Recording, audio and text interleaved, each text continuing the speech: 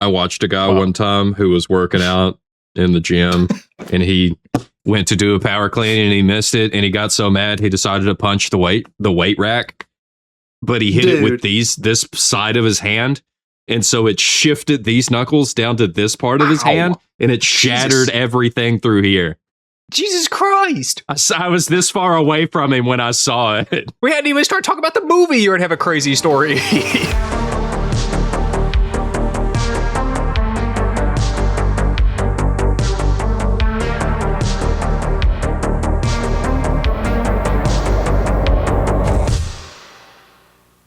It's summertime, the season of beaches, cookouts, and weekend trips to creepy cabins where you definitely won't be murdered. School's out, sun's out, and life is short. So make sure you and your hot young friends stick together and live it up before it's too late.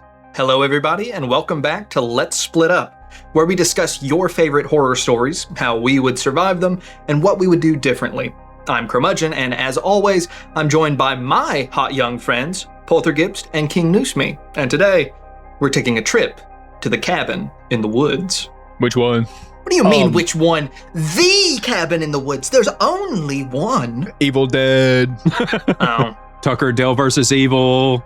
That other one. Evil Dead 2. That's the same one, I think. Evil Dead remake.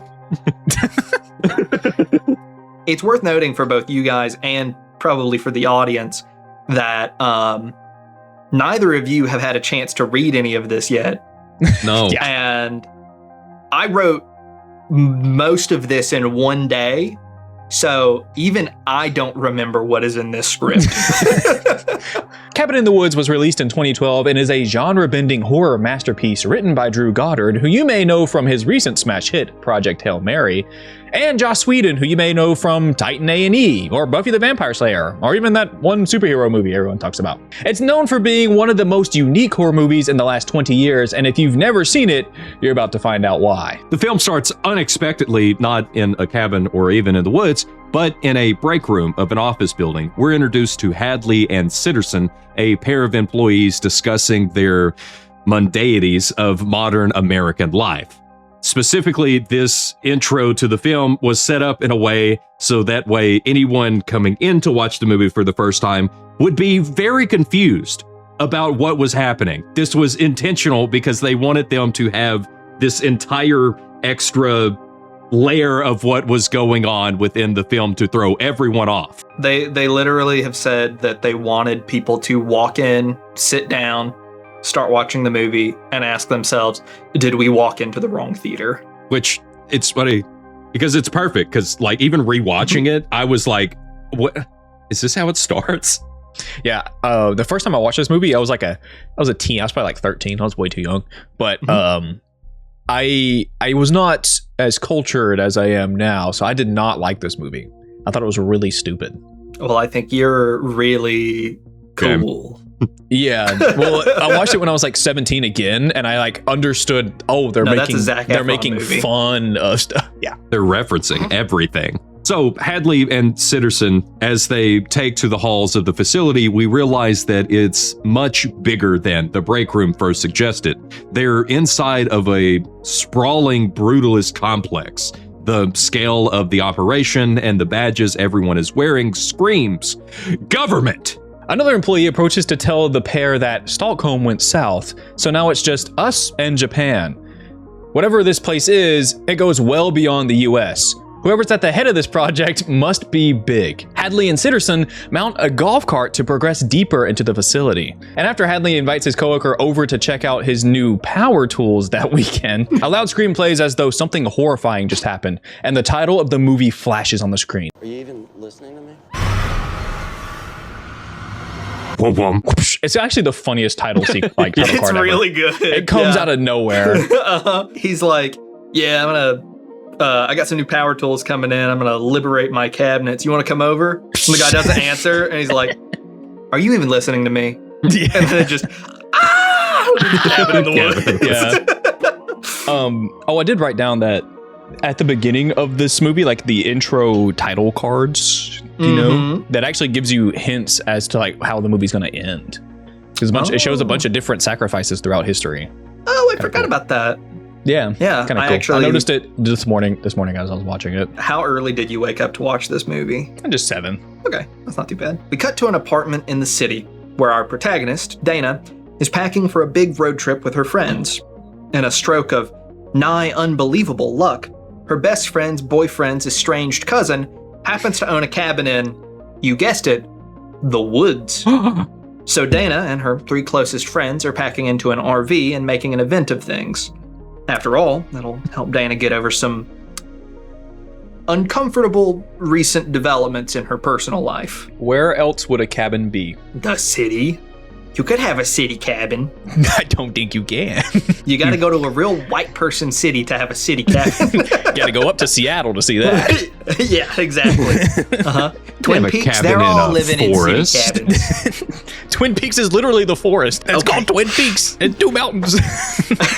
Yeah, those are mountains, not forests. Polt, back me up here. I also love that Dana, she's just in her panties in the scene for no reason. It threw me off. King Noosme loves that. I love that scene.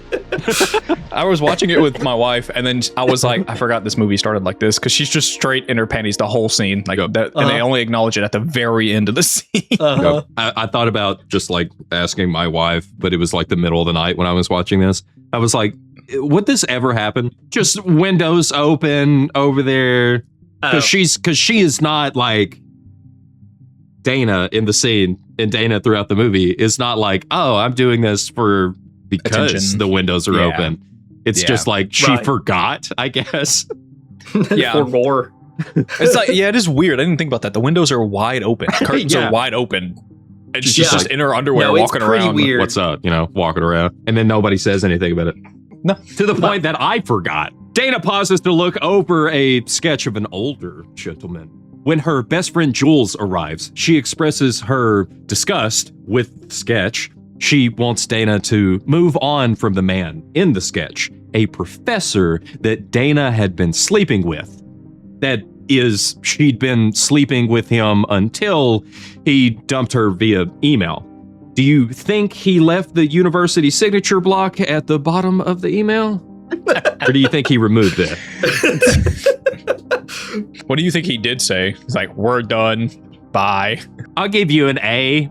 Please don't mention it. Well, B+. Yeah. He just said B+ secured. Yeah. See you next semester. All you need to do is sleep with me. Yeah. B+. Okay. In any case, Jules says that Dana's got plenty to look forward to this weekend. After all, Kurt's bringing along his friend Holden. Ooh. Who's supposed to be like totes adorbs. Dana begs Jules not to try and turn this all into some sort of setup, but, well, Jules' mind is really on one thing this weekend, having as much debauched fun as possible. To that end, she even goes as far as to dye her hair blonde, hoping it'll drive her boyfriend crazy. Speaking of, shortly after Jules, her boyfriend Kurt, comes in holding a football. Think fast, he says, and he chunks the ball directly at the girls. They split up, and the ball sails through the air between them and out the window. Out on the street, Holden is walking directly through the middle of a 4-way intersection when a football comes flying at him from out of nowhere. Even though a car is coming straight at him, his priorities are in order. He's catching that football. The pigskin settles delicately into his hands as he nearly gets flattened by oncoming traffic. And honestly, we'll come to see that things would have worked out better for everyone if he'd just gotten hit by that car. Oh my God. Did you happen to mention the fact that by the time the film released, he had already been Thor for a year? No, I didn't mention any production stuff whatsoever. It's just the story. Okay, yeah, because they recorded this movie in 2009. Mm-hmm. Yeah. And then the company they were recording under, the production company, went under. So the film got shelved for like 2 years. So like Chris Hemsworth was just not as well known. And then after they recorded this, he landed the role of Thor. The movie came out, and then this one came out like a year later. That's crazy. Yeah, so, which I'm sure helped a lot when it came to releasing this film. They actually believed that this movie would never come out. Like, that's how long it was shelved. Yeah. But then Lionsgate was like, that's pretty good. That's pretty decent. I tell you what, man, I'm glad this movie got made. I like this movie, man. This movie pretty good, man. I tell you what, man, I would watch this movie. Kurt looks out Dana's window, amazed by his friend's athleticism and willingness to become roadkill for the love of the game. He's about to go down to meet Holden when he notices the light reading Dana has packed for the trip. Textbooks on Soviet economics. There is an entire thing here that happens between Kurt and his girlfriend that I didn't understand until I looked it up. Because the girlfriend is holding the textbooks. And he's like, who gave you these? Who told you how to use these? You didn't know about that? And she goes, you did. And then she runs out. I learned it from you. And I was like, that's got to be a reference to something. So I looked it up and found the 1987 drug PSA. And I was like, oh, that's great. I'm glad they put that in here. But after he gets the textbooks, he then turns to Dana and shares his input on the books, proving that he is a little less of a meathead than what he might seem at first. I do love this, that they made the jock pretty damn smart, like actually a pretty smart guy. Is he a sociology major? Is that what it is? Yeah, sociology major. Yeah. And that's what makes this movie great. And why my little dumb 14-year-old brain could not comprehend anything. They start packing their RV, but they're still missing the most important member of their gang. Shaggy. No, Marty. When he finally arrives, he pulls up in a plume of smoke. He pulls very, very slowly into a parking spot and hops out of the car with a massive bong in his lap. That was actually real and you could use, by the way. That was a fun fact that I came across. Nope. They spent like $5,000 to make it or something. It was crazy. The $5,000 bong. The coffee cup bong. Which they honestly invented stuff for this movie. It's like Interstellar. That is true. Kurt and Jules immediately get onto him for being so irresponsible. They want to spend this weekend in a cabin, not in a jail cell. But Marty assures them that it's no problem. The cops fear a man with a huge bong in his car. And he collapses his bong into a totally innocent-looking travel mug. It's just that easy. It's so cool. I love that he takes like the little the bowl part and he shoves handle. it back into the handle. Yeah. And so it's like it's so smart. The kids pile into the RV and pull away for their summer adventure.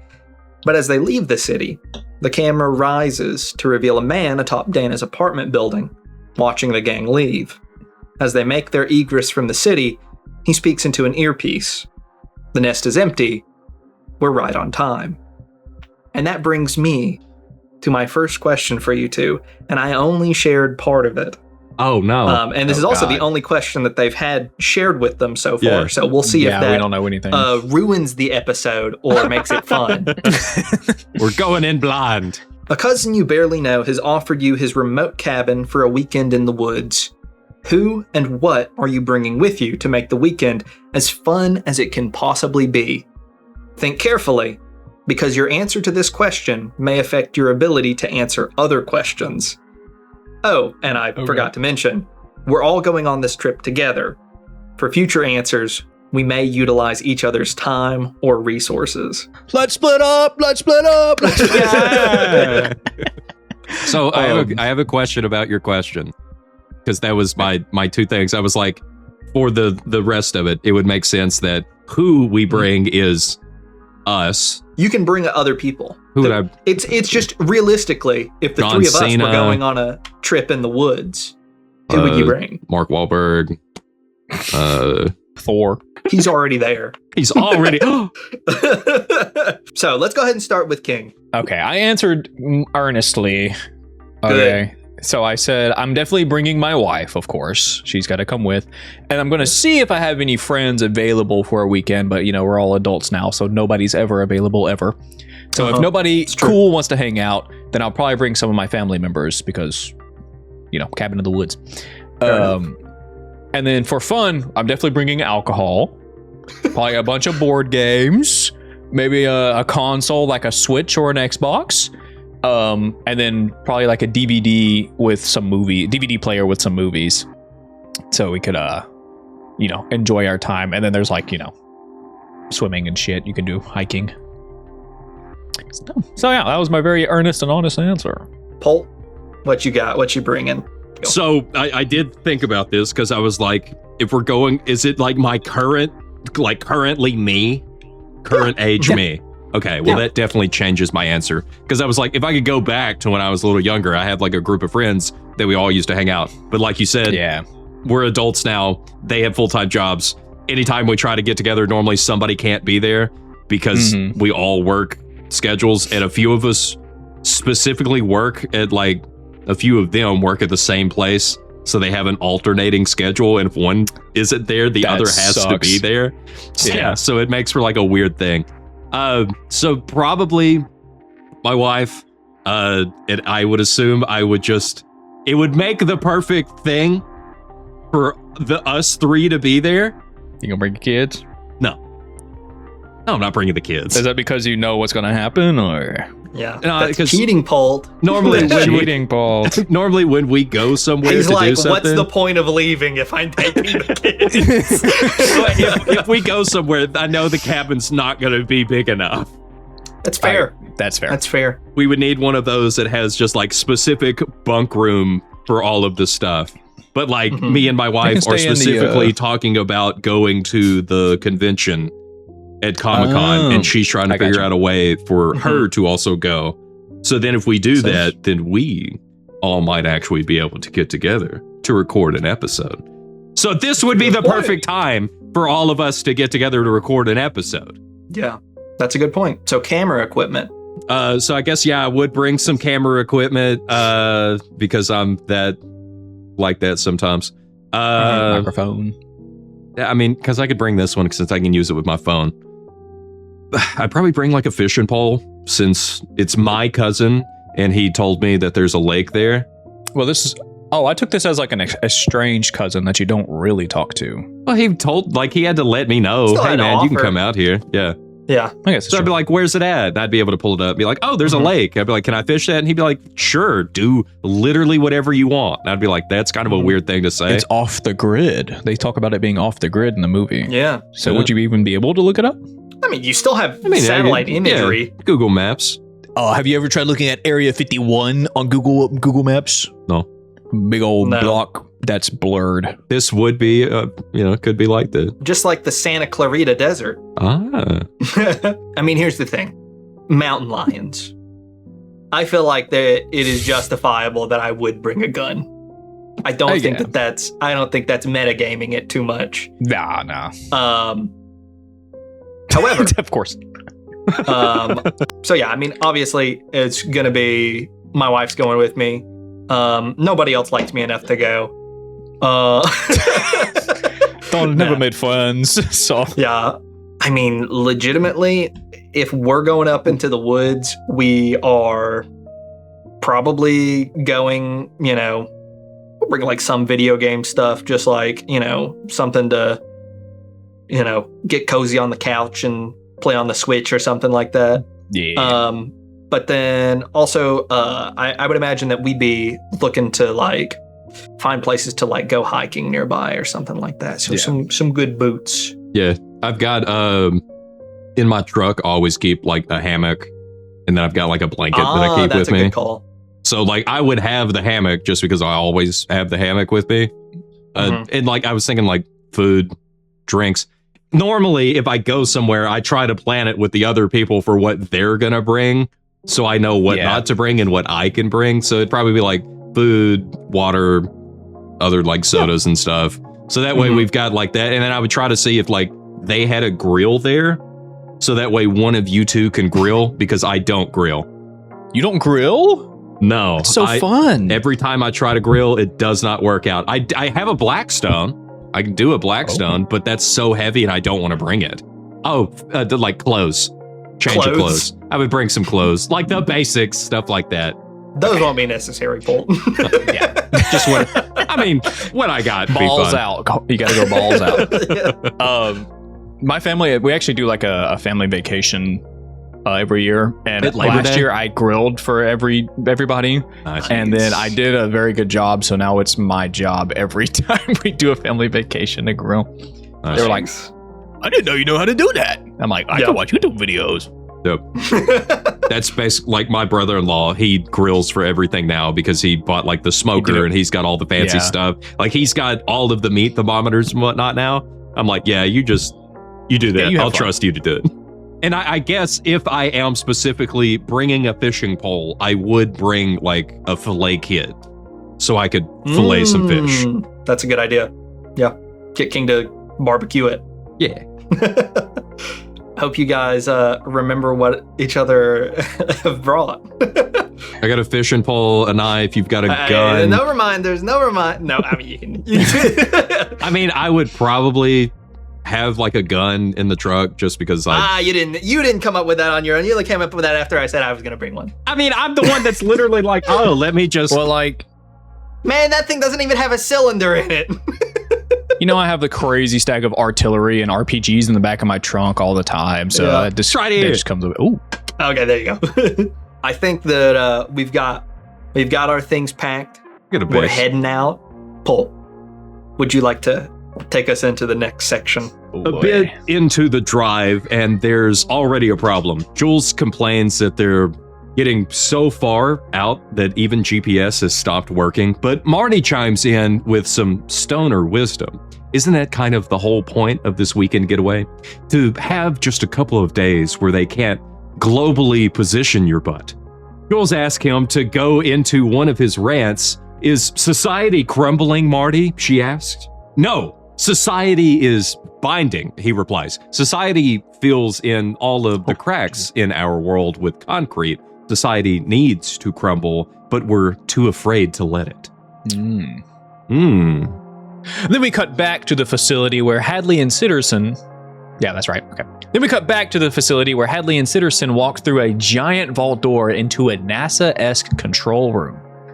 Really cool room, actually. They're permitted to enter by a man named Truman.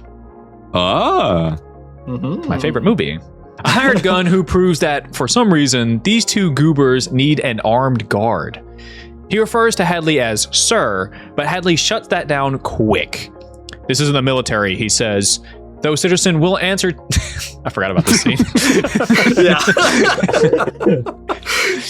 This isn't the military, he says. Though Sitterson will answer to ma'am, or honey toes. Wow, I can't believe that Sitterson goes by honey toes, just like me, King Noose Me. King Honey Toes Noose Me. That's it, yeah. The screens power on to reveal that they're tracking Dana and the gang on their way to the cabin. And then we cut back to the kids as they pull up in front of the shadiest gas station since Texas Chainsaw Massacre. That line was written exclusively to prove that I have watched at least one horror movie. Kurt and Marty hop out of the RV to pump some gas, but the pump barely seems functional. It certainly doesn't take credit cards, and Marty says that it probably doesn't even know about money. It must be barter gas.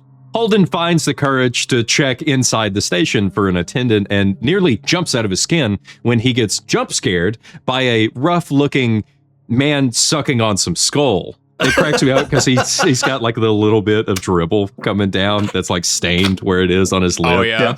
And it makes me wonder what they... gross. Because, you know, like cigarettes are like the fake cigarettes and then they blow out the smoke. But this has got to be like, I assume it's fake.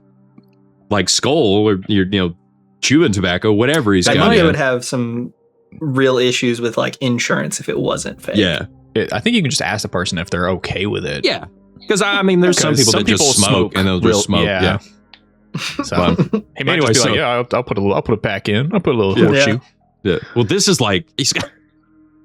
He's talking like this the whole time. I love that whenever Holden goes into the like gas station, he's like, "Are you invited?" It's like it's not a gas station. Isn't everybody invited? You're uninvited. Here's the barter system. If you want that gas, you got to give me something off your truck. That girl will do. Yeah. Or that funny looking skinny feller. He's got an undeniable air of hostility about him and only grows with every word that the stained lips. You even put in the stained lips that he's got, and I didn't even read it yet. He definitely does. It cracks me up. He doesn't want the kids here, but he isn't entirely uncooperative. He gives the gang some cryptic directions to the cabin, the old Buckner place, he calls it. He's seen plenty come and go since the war. What war specifically? Yeah, what war do you think he's talking about? Yeah, I love Marty being like, would that happen to be the war with the blues and some gray? Yeah. Brother against brother, perhaps. It's like, I will say, here's my little theory as we go into this. First of all, Marty is one of the greatest characters that's ever been put into a horror movie. Yes. He's so good. He is the greatest. and here's my little theory. Every bit of the writing style from Marvel movies is an attempt to capture the magic of Marty. That is true. And I think and you know he's what? Some people today, I think, may go back and watch this movie, and because it's Joss Whedon, they'll be like, oh, it's got that, that like cringe Marvel humor. But this was like before that was a thing, and it works really well in this movie. Oh, I do love how he's like a stoner, but he's not like stupid. Yeah. Like he stands up for his friends and stuff. Well, that's all of them too. All of them are fairly smart. They're all specifically in college and actually taking it serious with their other side attributes that they have. As tension mounts between the parties, Holden decides they've got enough gas and the kids hurry back into the RV. Marty lingers long enough for the man to spurt a stream of tobacco across the dirt and leaves him with some well wishes. Good luck with your business. I hear the railroad's coming through soon. It's gonna be big. Streets paved with actual street. Fucker. Oh my gosh, dude. It's so good. He's so good. On our way to the cabin, we find a creepy old attendant in a rundown gas station. What do you suggest that we, as a group, do? Do we stick around for gas? Do you fight the attendant? Most importantly, do we listen to his warnings, turn around, and head back to town, sacrificing all our hopes for the weekend? I just want to say the three of us could absolutely take down that guy. There's absolutely. No issue. Just Polt. Whoa, hold on. Because we have to remember that we three are from the South already. And this guy is very Southern coded. That is and true. So it's like, would we... You think we're going to get along with him? That's kind of what I'm thinking. I'm like, we're going to see this guy. In this context, he's definitely calling like, one of our wives a prostitute. Yeah, that, as soon as that, Because he does say that almost immediately first. I think that's implemented immediately just so you don't like him. Yeah. You're not supposed to. But I think I would be like, this gas station is obviously run down and not in commission. So if we need gas... Why did we not stop anywhere else? Yeah, we're going to have to either turn around or hope that we can make it to the cabin and make it somewhere else before we need gas again. So I will say, how did we all end up in the same one RV? Nobody decided to drive another ride? Nah. No, just meet up beforehand. Let's split up vacation. We met at Crow's house, and then we got in his RV, and then we drove down. Oh, no, I don't live in a house. I live in the sewer. We met at his sewer, we got in his RV, and then we went because he's a Ninja Turtle. Well, it's the city's sewer. You're a Ninja Turtle then. Yeah, I just pictured I just pictured the Ninja Turtle movie, and every time you get pizza, they like shove pizza in like the sewer grates to give it to you. Anyway, what was your question? What would we do? Yeah, what do you suggest that we do as a group? You're turning to us and you're like, here's what I think we should do, guys. I do think we should turn around and go find a more safe gas station to get gas. So I also agree that we should still go to the cabin, but we should definitely have enough gas to get back. Because it doesn't make any sense that this one guy being terrible to us, that we drive down and go, oh, we don't need gas. We still need gas. I mean, nothing else. Like, we've got enough gas that we could go find another gas station and then we can get extra. Because he's already like, getting up there is going to be fine. But getting back down, That's your own problem. Yeah. That's why we need gas. So I'm like, oh, okay, so we should get extra gas. So, like, that's what we do. We Yep. go get extra gas. And then snacks. we take well, I guess it kind of depends on whether or not we took a tank with us. Yeah. You know, an extra tank for it. Or a Surely canister. Polt has one on somewhere on his truck. Well, he didn't say he brought it. I would assume there's another gas station within 20 minutes of where we are. Yeah. So we could drive For sure. to get gas, fill up, which would be more than enough to get us there and at least back to the gas station. Yeah. Because if we're I would agree close with enough that the guy specifically knows what the homestead was called forever ago, we should be close enough to make it there and back. that is Like true. The Hobbit. That's what I was going to say. And also, I'm not going to sacrifice my whole weekend just because one creepy guy. Yeah. You meet a creepy guy every vacation. I'm already Pretty there. Yeah. I drove 4 hours to get here. I'm going to that damn cabin. Yeah. And I don't think I'm, confrontational enough to actually like push things with this dude, especially because I'm like, this dude definitely would have an easy time, like, being like, well, I can take one of you down. We do have to point out, we did pull into his place. There's not like an open sign. It's very clear that this place is very old and likely doesn't even work anymore. So it's like, we did pull in assuming that this could be a place we could fill up. So when he comes out being confrontational, we would probably just apologize and be like, sorry, we assumed that you had gas. We'll leave. Sorry, we assumed you had gas. Yeah. I took a Tums, thank you. Yeah. he said, what do you think you should? He pulls it out and just comes. I think I agree with the plan that we've put together. Go get more gas at somewhere Go get else. more gas. Mm-hmm. Somewhere. Not this guy. And specifically, I know because it was already mentioned when we pulled up where we were going. I know how I am. I would probably also tell the other people that we're going to that specific place. Oh, yeah. And see if they know about it, because if they don't know about it, then we know something's up. Yeah. Because that one guy, I don't know how much I trust him and his directions to get there. So if I pull up to another gas station and be like, hey, we're headed to what some guy called the Buckner place, they would be like, the hell is that? Or they might be like, don't go there. Yeah. That is true. I think they'd probably just be like, I don't know what you're talking about. Probably. Yeah. So here's what I think we do. I think that, we can from here on out assume that we go, we get some extra gas, we get it in a canister, and we got an extra tank of gas going up there. But then we continue on to the cabin. Thankfully, the beauty of the picturesque countryside is there to soothe the gang's nerves after the awful interaction with the old man. They pass through miles of Douglas fir, pristine waters, and open air. The road even passes through a tunnel carved right through the mountain. It's honestly pretty cool. As they pass into the tunnel, however, we follow from a bird's eye view as a hawk tracks along above the RV until it collides with seemingly nothing.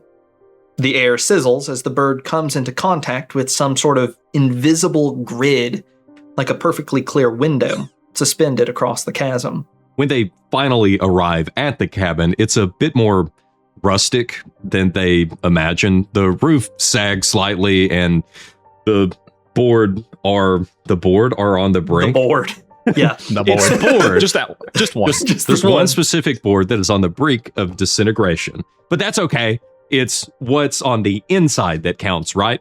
Plus, specifically, as I said in my Tucker and Dale versus Evil video, that's exactly what I want, because that would be amazing to be able to go out there and be like, wow, my very distant relative owns this place. I wonder what I could do to convince him to sell me this place, because clearly he hasn't been here in a while. So the more run down, the more clear it is that I would have a better chance at buying this place. I gotcha. Okay. I thought you just wanted it because you like it. You just like the vibes. I mean, that would also be cool. Like, I would keep the rustic feel, but as far as it being run down specifically, I'm like, nobody's been here in a while. I could definitely work something out. Yeah. Either that or just be like, hey man, give me the key. Can I come up here all the time? Because this is great. And the inside is even better, or at least best described as taxidermist chic.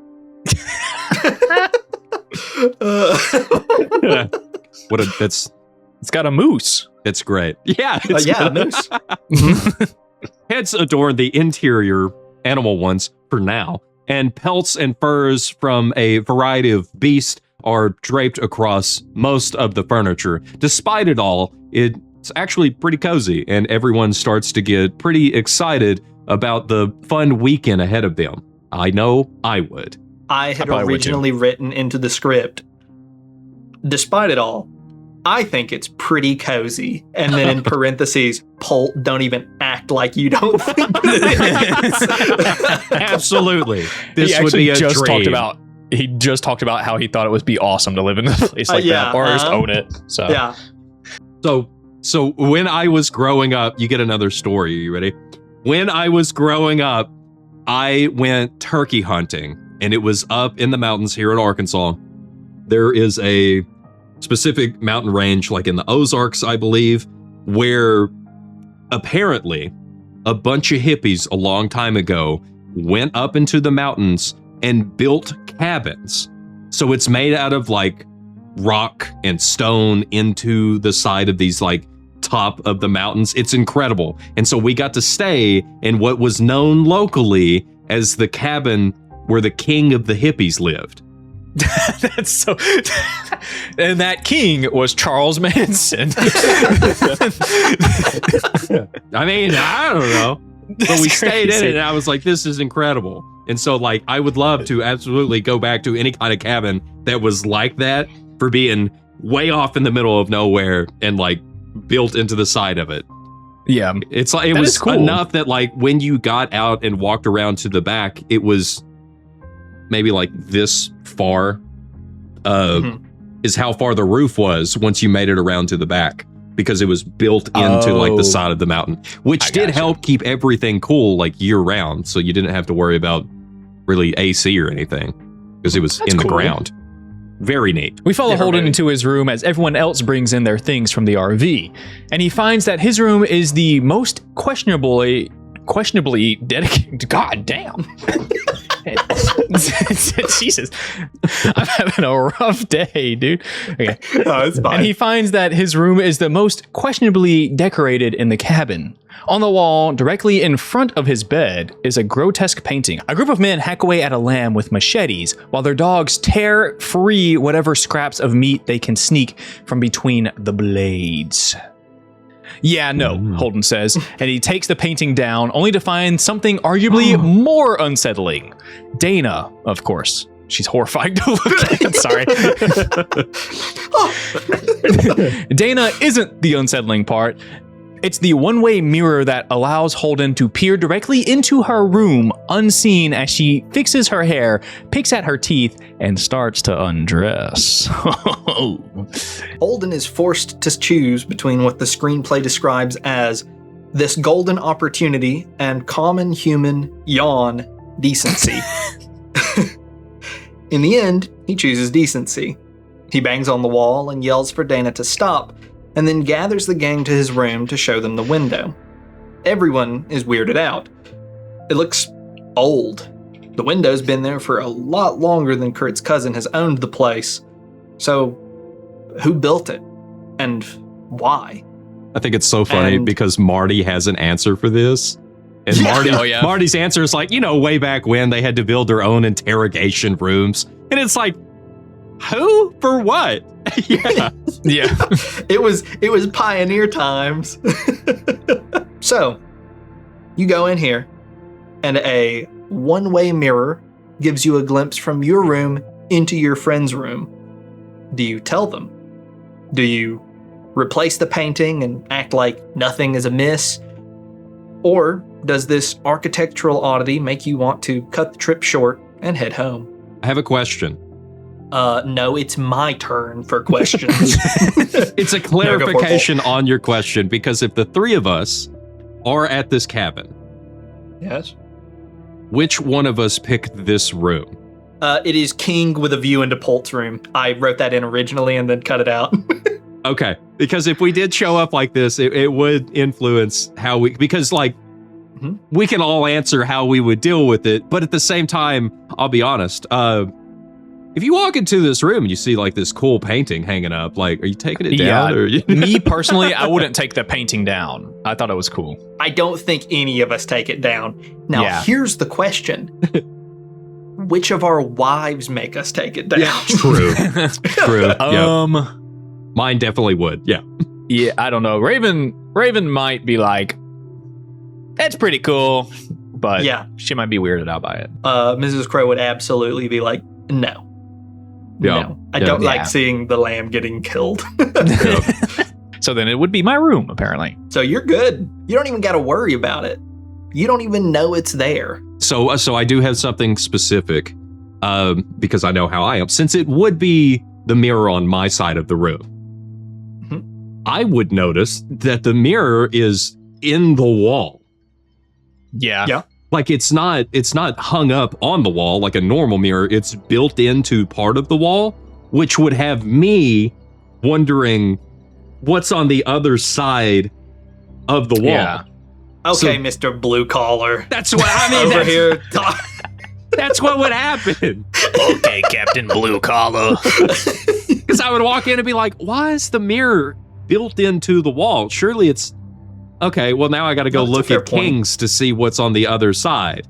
So then that would be able to trigger, hey, there's... Here it is. You don't think it would just be looking into the innards of the wall? No. Not possible. Okay. No. So that's how we find out, is Polt comes over to King's room. Hey, what's up? There's a mirror in my room, and I want to look in your room to see where that mirror leads. Yeah. So then the question becomes, do you let him in your room, King? Yeah. If I do like just find this, or if we find this, of course I'm telling everybody. I'm like, look at this weird thing in the room. That's crazy. Yeah, that's fair. Yeah, it's like, how can you ignore that? I wouldn't be able to ignore that. I wouldn't be like, no. I do think that if we were there, you would. Any one of us would be like, yo, you guys gotta come see this painting. It's crazy. Uh-huh. But I would probably put the painting back for sure. Dude, like, that's weird. I wonder if I could get a copy of the painting and put up on the wall back here. Yeah. I do love the innuendo of the painting that it's like lambs to a slaughter. It's like warning them again. Mm-hmm. Does this architectural oddity make you want to cut the trip short and head home? Probably not. Yeah, none of us are going that route. Nah. I'd be like, are you for real? I mean, I've been in a bunch of places that have weird stuff. It would just be another weird thing. Cover it up. It is covered up. I mean, yeah. Just leave the painting. Mm-hmm. Especially since you were already fine with leaving the painting. That's even better. Exactly. Yeah. So see, we've got things figured out even easier. Yep. But they have a little bit of weirdness they got to navigate. They're little crybaby whiny babies. So, which is why Holden suggests that he and Dana swap rooms to make her feel safer, and she thanks him for not being a creep.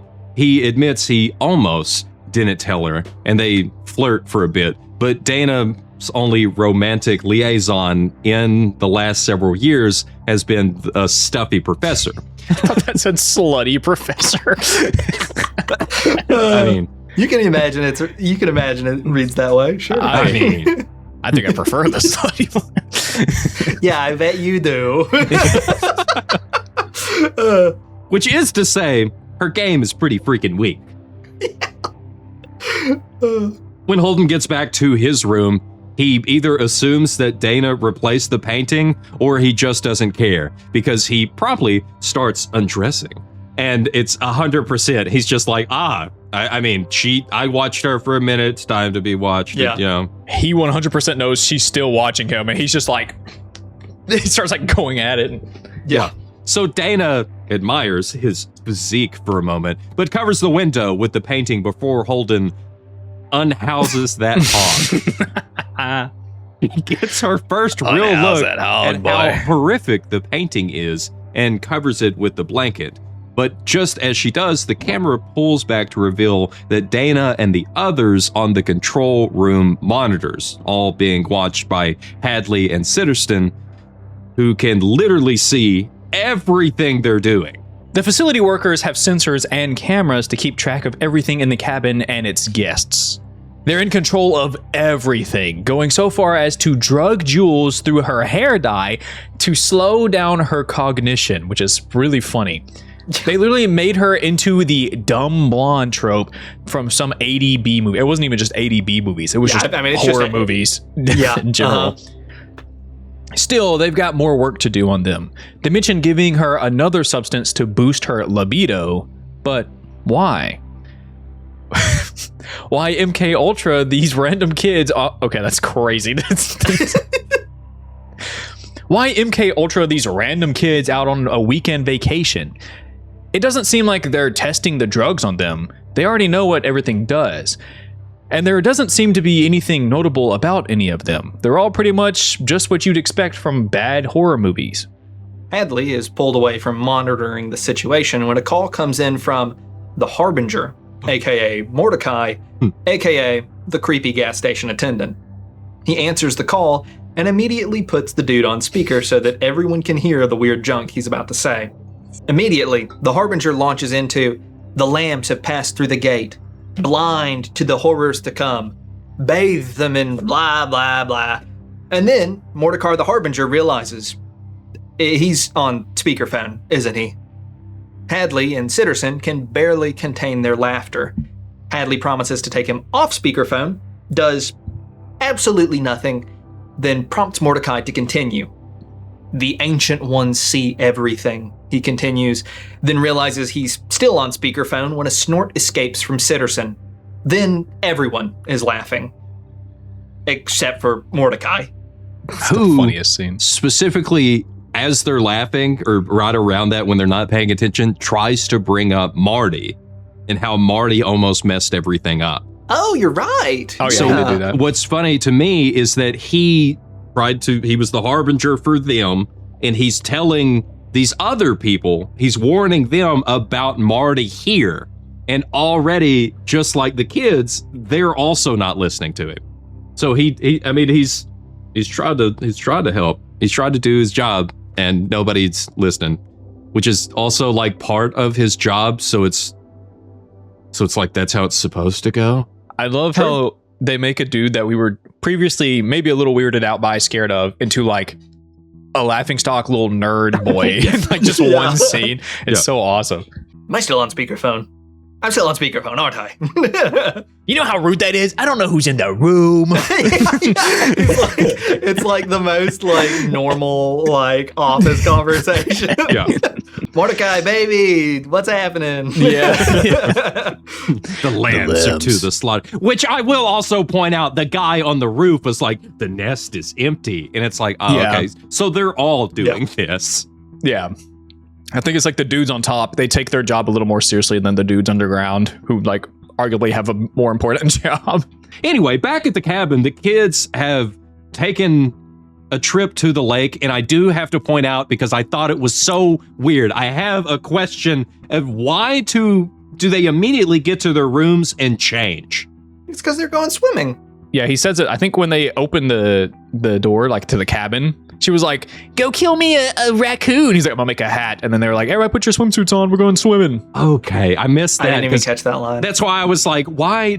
Who gets to their room and immediately just starts to strip?" I'm like, "What?" Both of them did it, and I didn't understand. Yeah. I was like, other than the fact that like they're showing off the one-way mirror or whatever. Mm-hmm. Anyway, so Dana and Holden leap into the lake where they're swimming without looking from the end of the dock.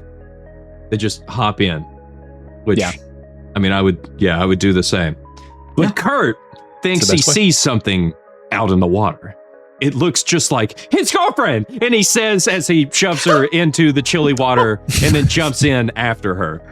How many bodies do you guys think are at the bottom of this lake that we're going to reach up and they're going to just one?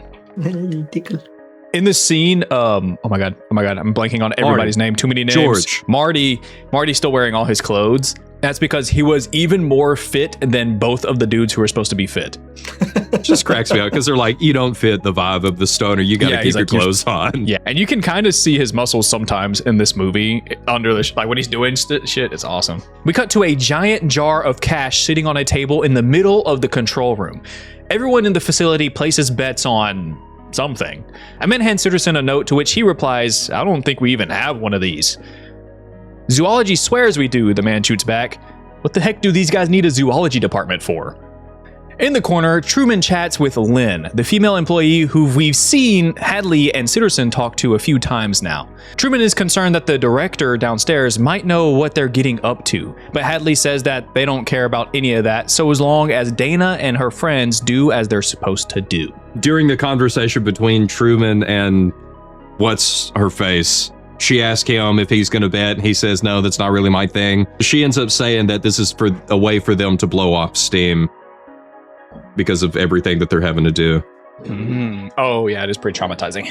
When Goddard was writing this, he wrote it because of what he experienced growing up near a nuclear facility where they were building all of the parts, and how everyone was taking it just so like nonchalant about everything. It was just another day in the acting office. like it was normal. Yeah, even though they're like building these bombs. Yeah, that could kill anyone at any time. It was just so normal. So it's like he took that mentality of like, here's like this super serious thing that's going on, but we're going to make it to where it's not as serious for them that are there. Yeah, because that's what he literally saw. So it makes sense for them to bet on everything that is going on because they're just trying to make light and get by because it's literally just their job. Which I'm all against betting, but it would be kind of fun. This one I might try. Truman asks how they can bet on any of this when they're totally in control, but Hadley corrects him. See, while they might influence the kids in some not so subtle ways, at the end of the day, they've only got one job: getting them into the basement. Sitterson says that there's a system that only works if the kids make the wrong choices. They have to choose to ignore the Harbinger's warning. They have to choose what happens in the basement, and they have to choose to transgress. Otherwise, they can't be punished. Sitterson closes the betting window and exclaims, "Let's get this party started." And as a cheer sells through the crowd of the employees, we cut to Kurt in the cabin, who also says, "Let's get this party started." He yells this as he fills a mug of beer, and Jules turns up a boombox. And that's how you know this movie was, I guess, technically written in like 2008. So almost 20 years old, which makes me feel old. But when we might still plausibly believe that a group of 20-year-olds would even own a boombox, which is just saying, right on the line. Yeah. I probably would buy a boombox today because I would just think it's cool. Yeah, but that's... I mean, I've got a record player back here, right here. Speaking of boombox, Jules dances through the living room as Hadley and Sitterson dance to the same music playing through their feed from inside the cabin.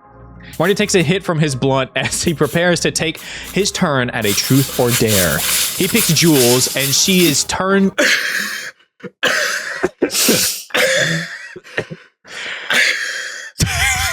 Mr. Brent, breathe. That's so believable, actually. He picks Jules, and she in turn chooses dare. I dare you to make out with that. He begins to point at the mounted wolf's head across the cabin. And with all the confidence in the world, he continues, I want you to make out with that moose. Clearly, Marty has found the fabled good kush. I love this scene. I love when he's like, that moose over there, and they look. They're like, do you know what a moose is? That bear. I forgot about that part. So, question. You've just been dared to make out with that moose. Tongue or no tongue? You gotta go tongue. That shit's already hanging out. Is there powdered sugar or not? It's just calling to me, man. It's just calling to me. But yeah, what Polt was about to say. They put powdered sugar on the tongue, so it was not It was better. It was specifically to make Jules. it look dusty. Yeah. So for us, it would just be dusty. Yeah, it would just be gross. Yeah. No, I'd rather drink and take my top off.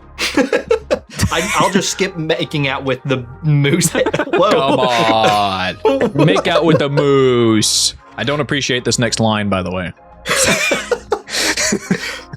If this were still King's section of the script, I would make him go into much greater detail. But I'll just say that Jules accepts the dare, makes quite the show with the wolf's head, and then it's her turn. She looks at Dana, but before she can even ask, "Truth," Kurt blurts out, already knowing what Dana will pick. Dana always chickens out on a dare, he says. So, to beat the allegations and embrace the spirit of the trip, Dana picks dare, determined to do whatever is asked of her.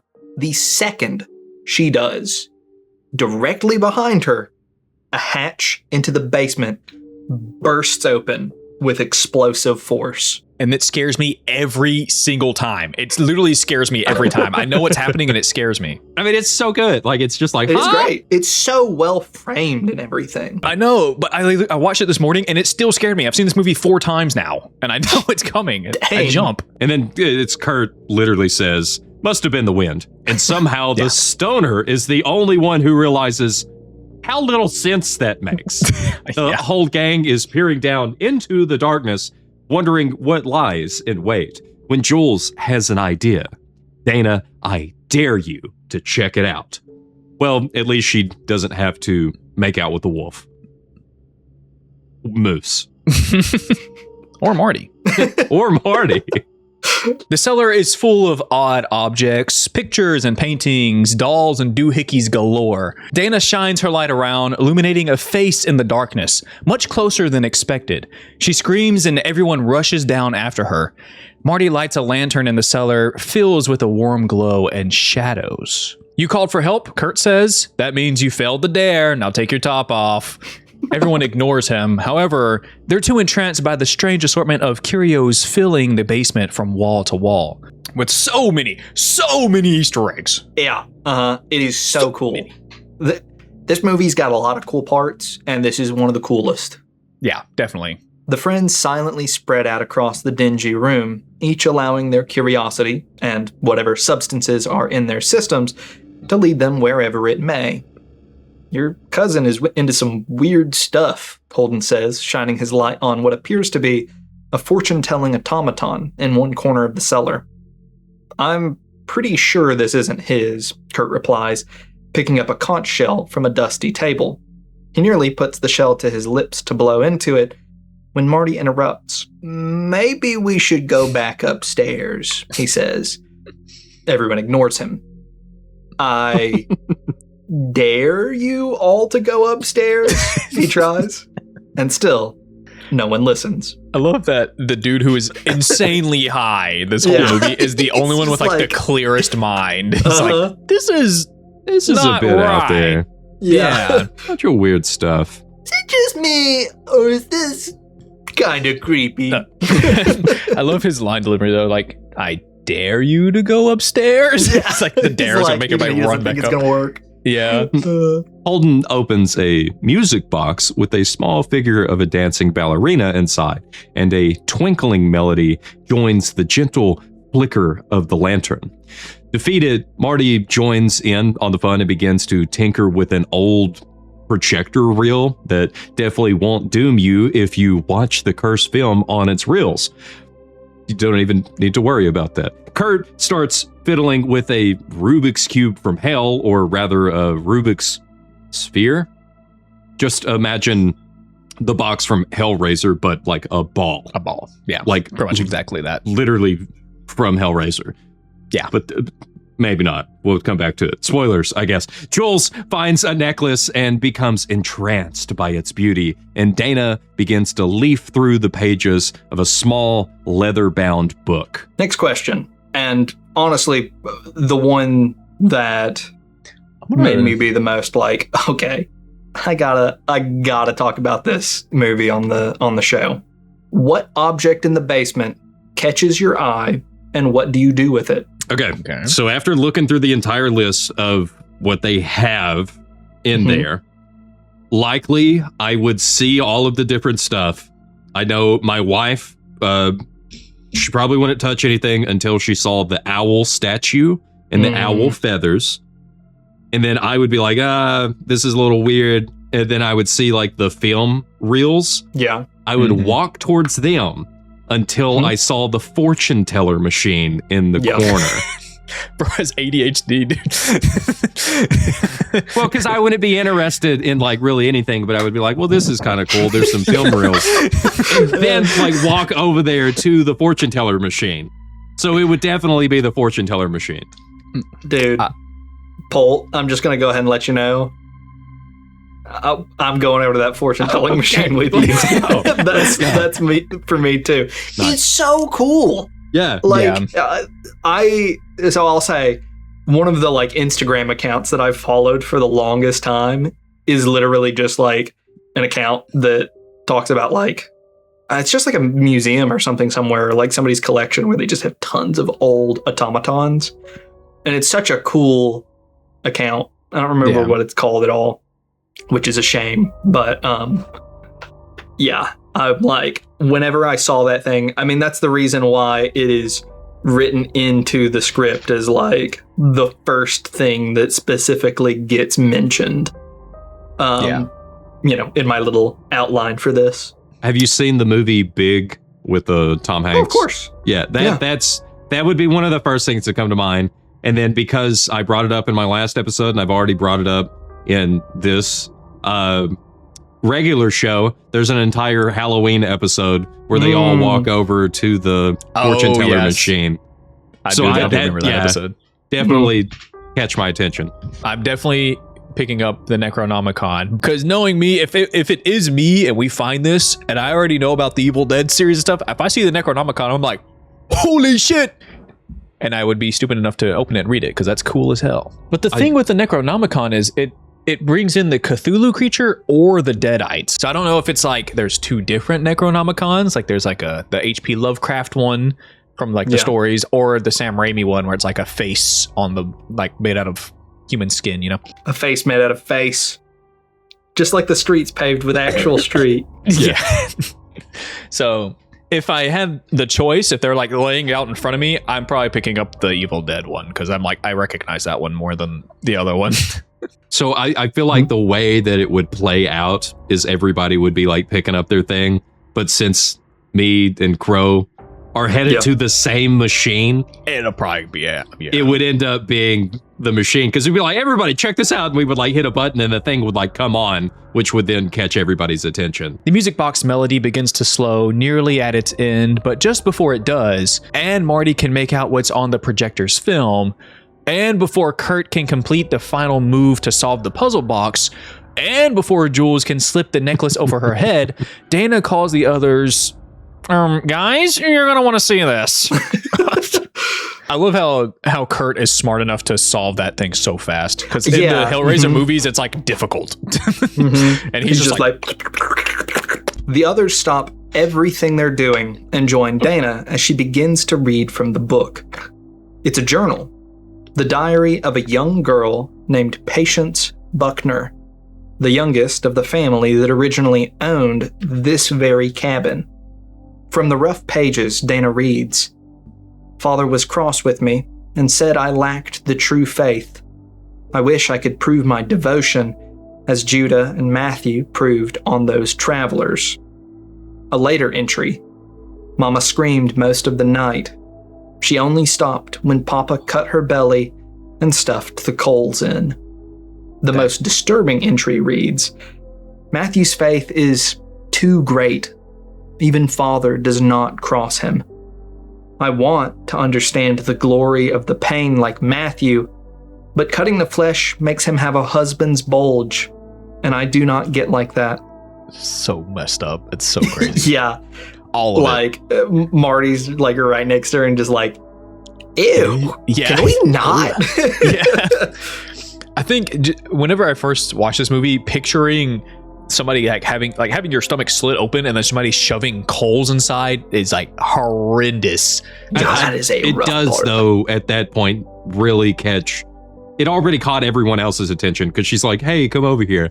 But then when she reads that line, it's like, oh, okay, well, I'm also paying attention. Yeah, I'm locked in. Now I'm also here for the book. But I will say it's interesting since they already knew it as being the Buckner place. Right. And then they pick up. So it makes sense that the second she opens the book and reads that this was the Buckner journal, that she would also get everyone's attention. So it's like an extra thing that was already set up for why this would stand out more than some of the other oddities here. Yeah. And Marty wants Dana to, of course, stop reading this thing, but they're almost to the end.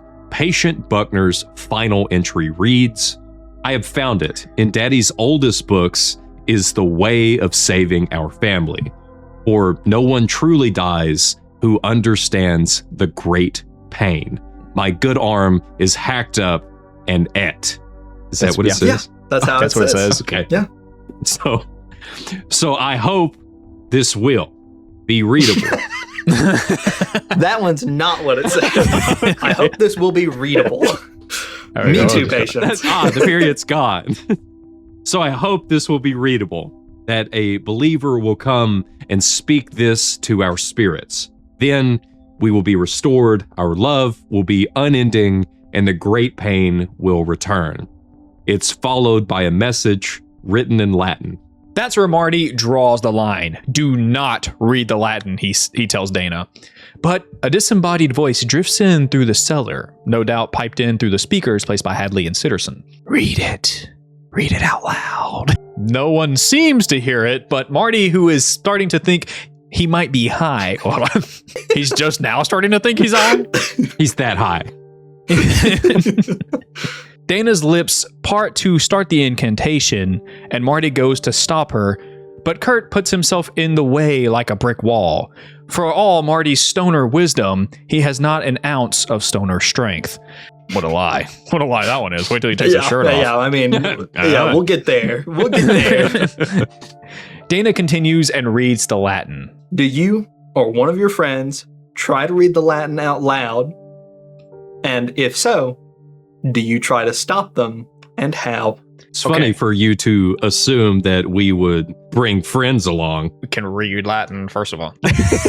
Yeah. Since we've established that it is the three of us and our spouses.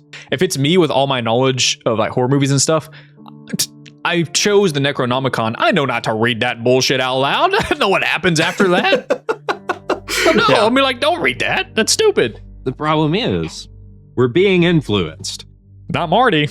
Clearly the door, like we would all notice. Is that what it is? I would just be taking it all in. Be like, somebody, I don't know who said it. One of y'all said it. Read it. Yeah, sure. Okay, so Polt's the one reading it. Apparently. Apparently, like, yeah. Apparently. No, stop. And I'm like, hey, Polt, are you dumb, bro? I'm like, no, this is how it's pronounced. Oh, okay. Condo Estrada. I'd probably, how to stop them, I'd probably just rip the book out of their hand. Just throw it. Mm-hmm. Rip the page, maybe. But then you've got Polt's massive Asgardian boyfriend in the way. Polt's massive blue-collar Asgardian boyfriend.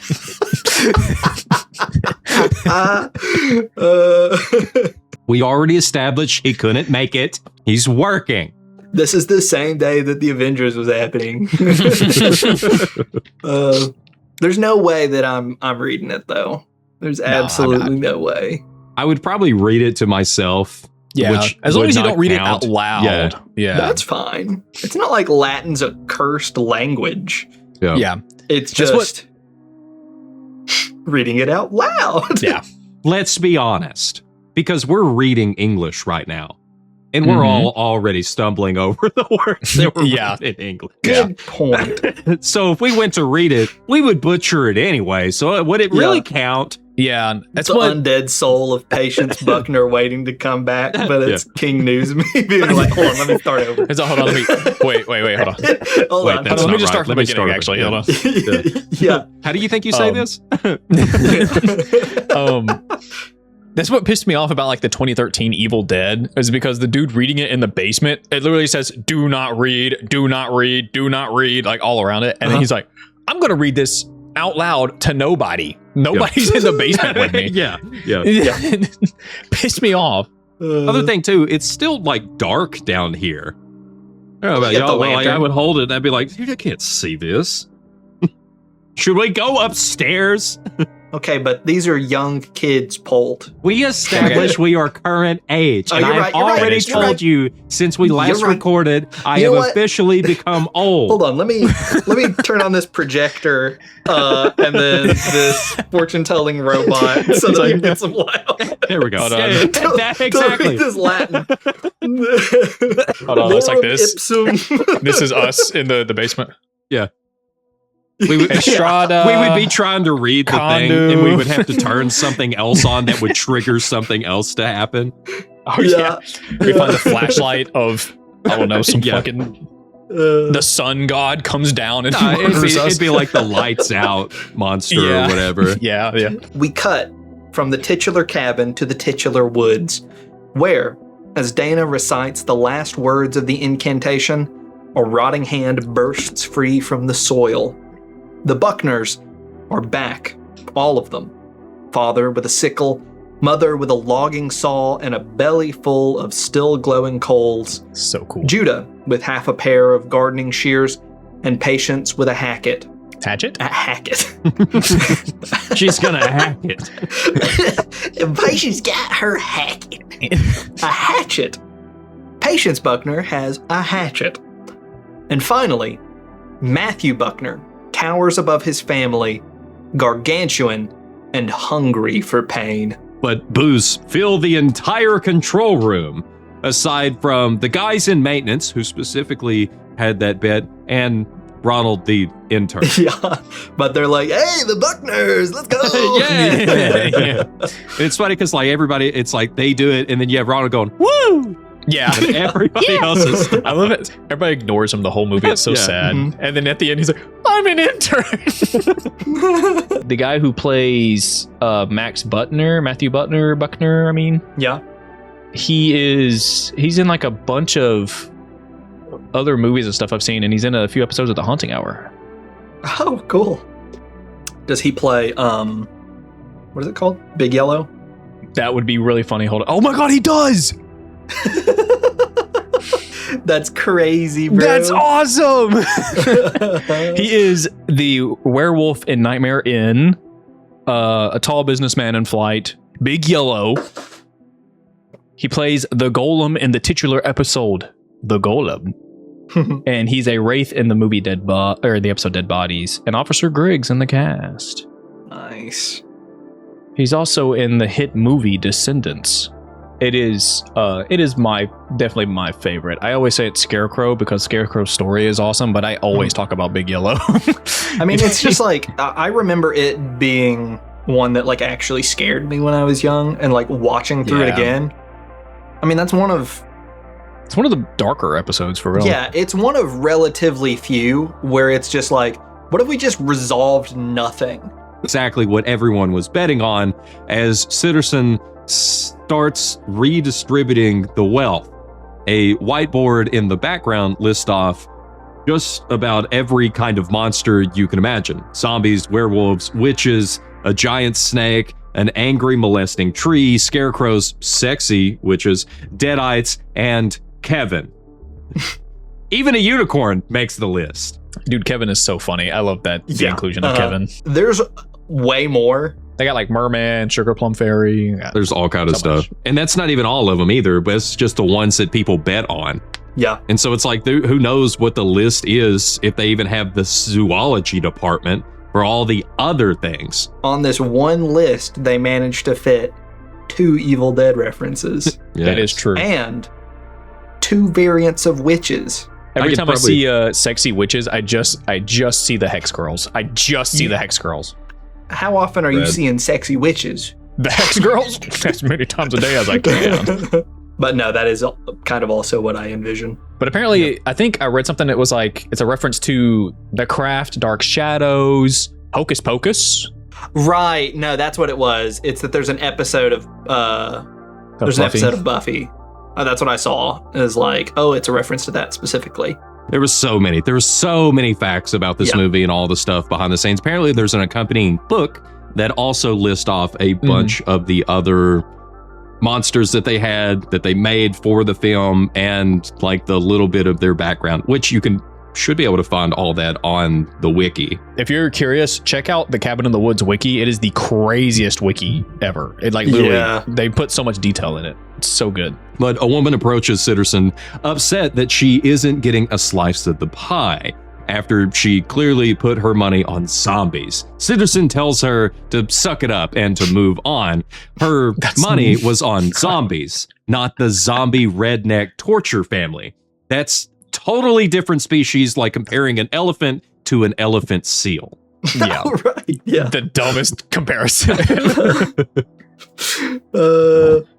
That's more of like comparing like a house cat to a tiger or something.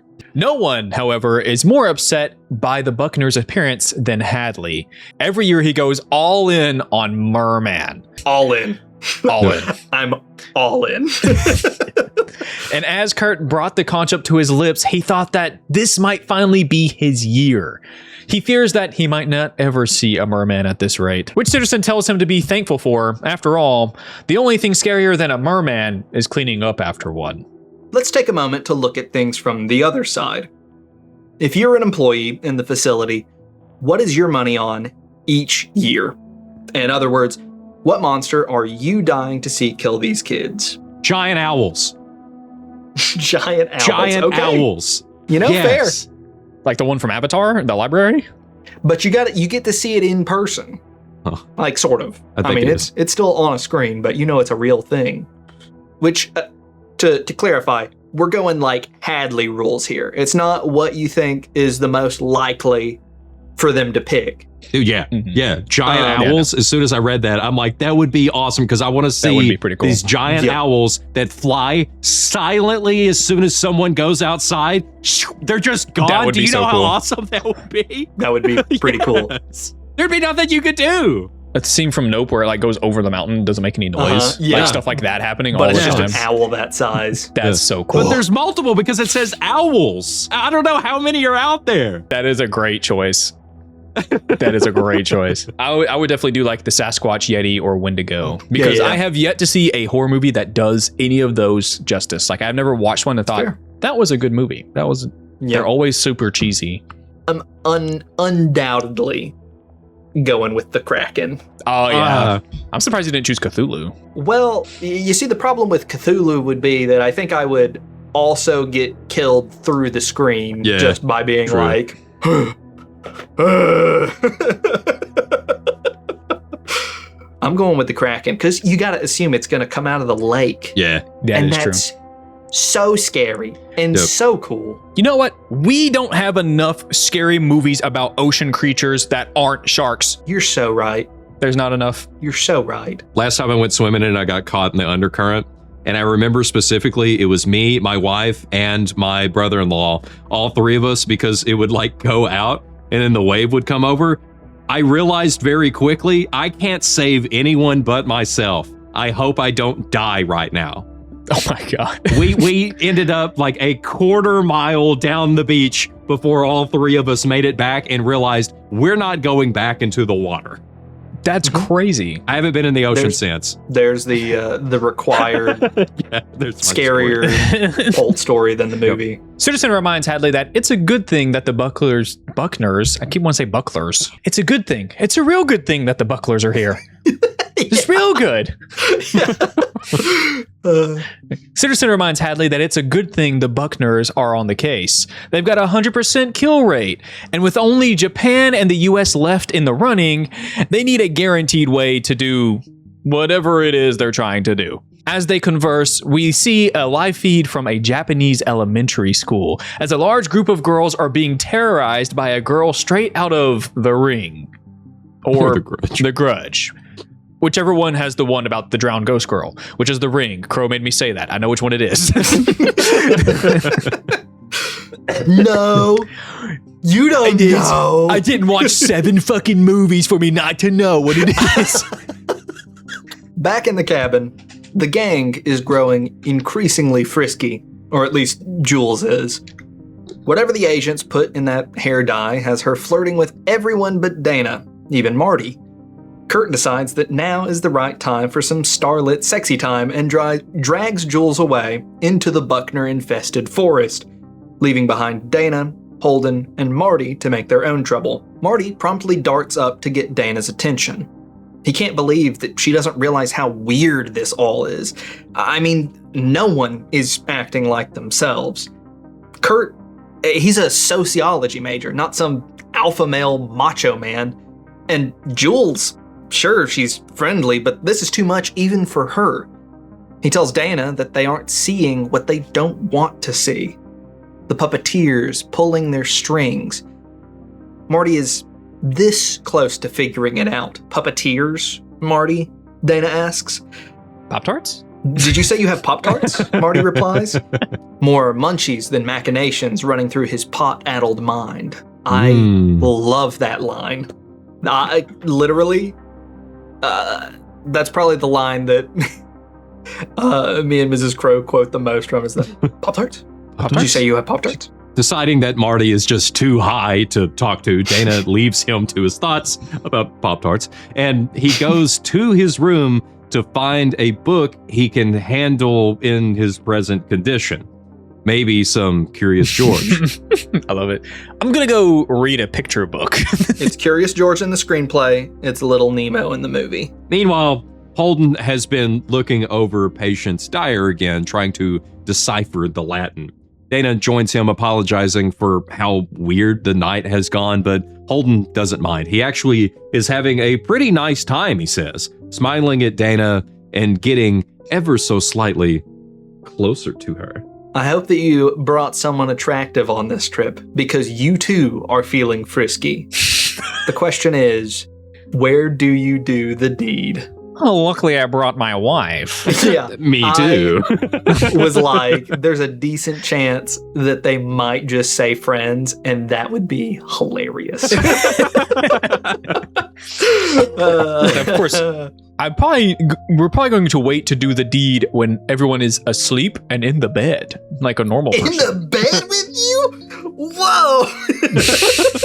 Let's see, and then I am in the room with the mirror. Question is, did I cover the mirror? I feel like you gotta. No, I probably put something up on my side. You can't see. Oh, damn it. Yeah. It's blocked off on both sides, just in case. Yeah, You're going to say down by the dock out in the moonlight so you can see the Kraken come bursting out of the water? That was the only other spot that I thought of. I'm like, no, the room. Yeah. The room, yeah. But, yeah, I'm like, you know, maybe the rickety old dock. Yeah. I don't understand why they decided, oh, let's go outside. Unless they were going to like maybe the car. If they wanted to be private, then go in the RV. They were going on a walk. A stroll in the moonlight? Romantic. That was a glorious sneeze. That was a Shakespearean sneeze. The romance is coming to a head outside the cabin as well, as Kurt and Jules jaunt between trees into the darkness. He starts to help Jules with her top, and suddenly we cut back to the control room where she's front and center on the biggest screen in the room. Like 24 dudes are gathered in front of the screen, watching silently as each button of her shirt pops open. She stops Curtis? What the hell? Curtis? Yeah. Calling him by his government name. She stops Kurt from going any farther. Farther's distance. We talked about this before on the podcast, actually. She stops Curtis. Why do I keep saying Curtis? Curtis, stop. She stops I Kurt forbid you from going any further. I'm cold. I'm absolutely frigid. Curtis, I'm frigid. Curtis, it is a bit too cold. You may not look at my pantaloons. She stops Kurt from going any far. She stops Kurt from going any further. I'm cold, she says. Farther. Oh my gosh. I literally just did Polt, that 3 times. No. Farther. Polt, no. It's farther. No, it's not. No, it's it's not not. distance. It's not farther. That's in distance. I looked it up because I needed it for my script literally yesterday for my video. Oh, I thought you were talking about they were walking into. Oh, no, okay. No, they were unbuttoning that little top she has I missed on. everything else but that. Yeah, in the time that you've been gone, he got through one sentence. I'm cold, she says. A groan passes through the crowd of men, and Hadley and Sitterson usher them out of the room while doing the best they can to get things going. Jules says she's cold, so they turn up the heat in the area. I think it's so funny because they kick the dudes out just so that they could watch her get undressed privately. It's so funny. She says it's too dark, so they turn a conveniently romantic beam of artificial moonlight onto them. When even that doesn't work, they pump in an airborne aphrodisiac to seal the deal. Truman asks the man why it's so important for Kurt and Jules to get it on, and they tell him it's because they aren't the only ones watching. At this point, it's starting to seem like everything they're doing is less of an experiment and more of a production, like the world's most expensive dark web red room. A red room for who, though? We cut back to Kurt and Jules, whose fun on the forest floor is interrupted by a rusty blade plunging through Jules' hand, pinning her to the dirt. She screams, Kurt rolls off of her and looks up to find that they're already surrounded. Mother hobbles towards Jules, dragging the logging saw? Yeah, the big like big two-man saw. I don't know why I didn't realize. Why did I think it was just one person there? I don't know, but I definitely don't remember this part. She has this giant logging saw that she's dragging behind her, but gets body slammed by Kurt before she can get close. Oh, yeah. He catches the sickle in the back. I remember this and turns to find Father just behind him. I do love that he just straight rocks them every once in a while, and it's the funniest thing. He like sends them off their feet flying. It's so funny. He delivers 2 solid punches to Big Daddy Buckner's worm-eaten face, but punches aren't really particularly effective against zombies or, zombie redneck torture families. There you go. There you go. Kurt turns back around to discover Matthew Buckner holding a long chain with a bear trap at the end of it. The coolest thing. He uses it like a medieval flail, cracking Kurt over the head with it before swinging it over at Jules just such that the jaw snapped down on her spine. He pulls her to him scorpion style as the Buckner patriarch restrains Kurt. Matthew pulls Jules to her knees, and Judah and Mama Buckner come along either side of her, holding the logging saw. Tonight, Jules is going to be playing the part of the log. Oh God, that's so dark. Judah takes the end of the saw opposite of his mother, and they hold the blade's teeth to Jules' neck. Then, they set to work upon her. This part is quite the departure from everything we've seen before. The levity is completely gone, and this kill is surprisingly gruesome. He's not wrong. The tone is carried through into the next scene where we find Hadley and Sitterson uncharacteristically somber. Sitterson offers up what almost seems to be some sort of prayer, though not any they teach you in church. We offer up this sacrifice in humility and fear for the blessed peace of your eternal slumber, as it ever was. Sitterson then kisses a strange, vaguely pagan symbol he wears as a necklace before Hadley ventures into the back of the control room. Hadley slides up a wooden panel to reveal a lever, antiquated compared to the modern instruments around it.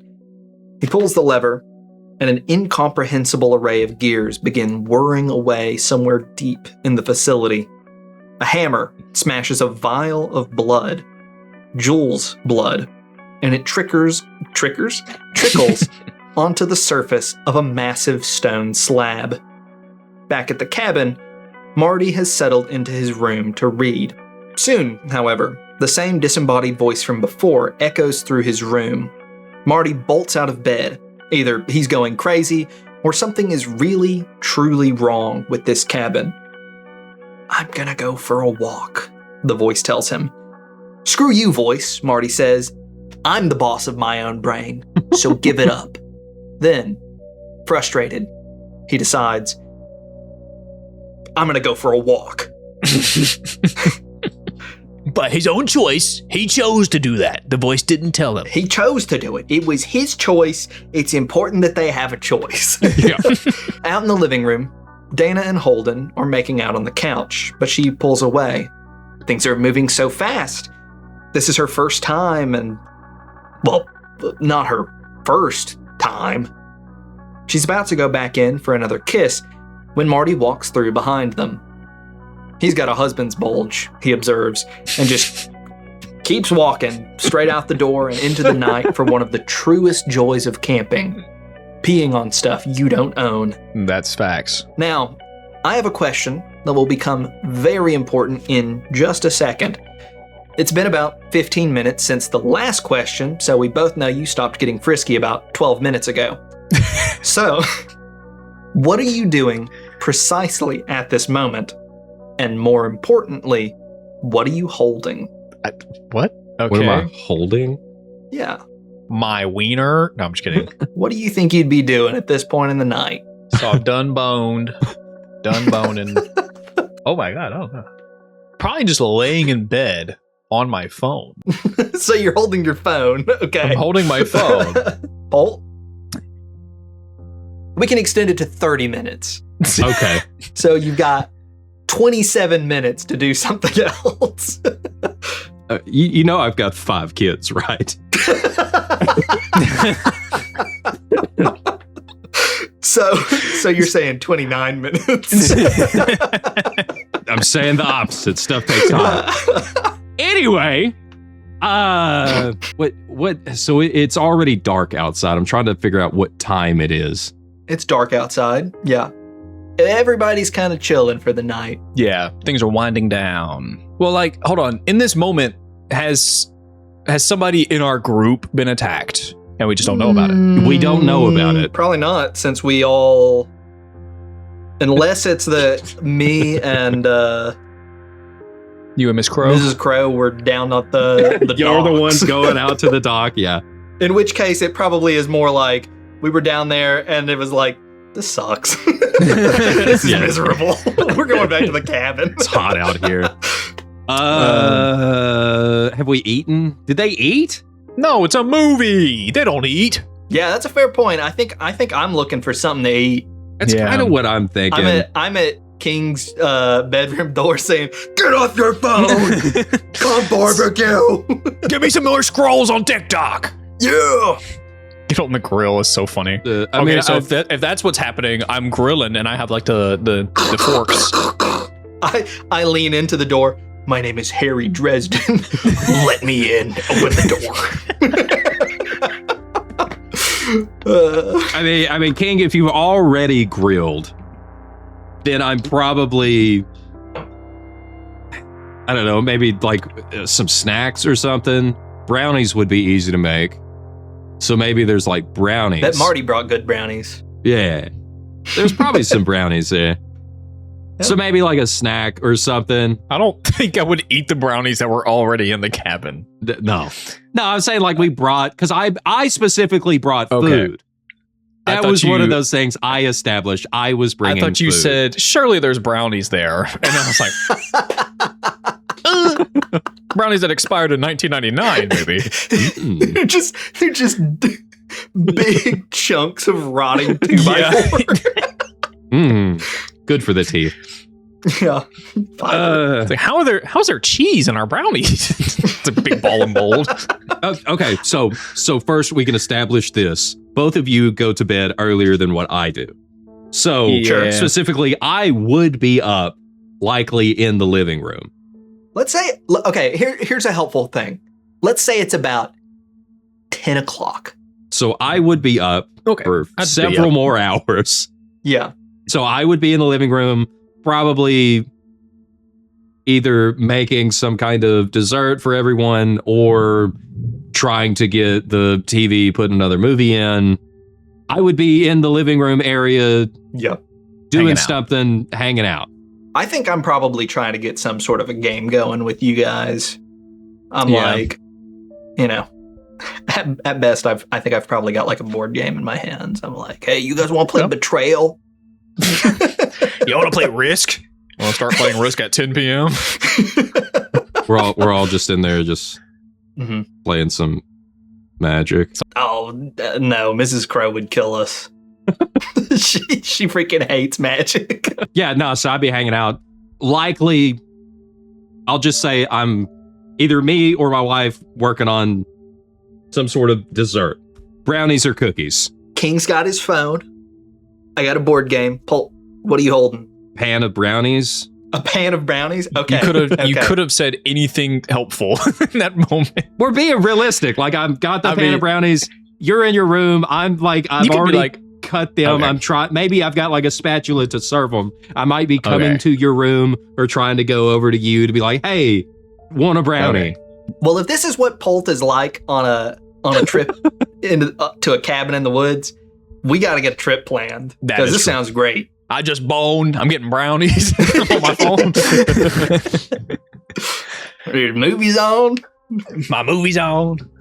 I get to tell King, no, I don't want to play Risk right now. Marty finds a suitably secluded spot, whips that thing out, and begins to relieve himself. As he does, a long shot, I'm hitting the microphone.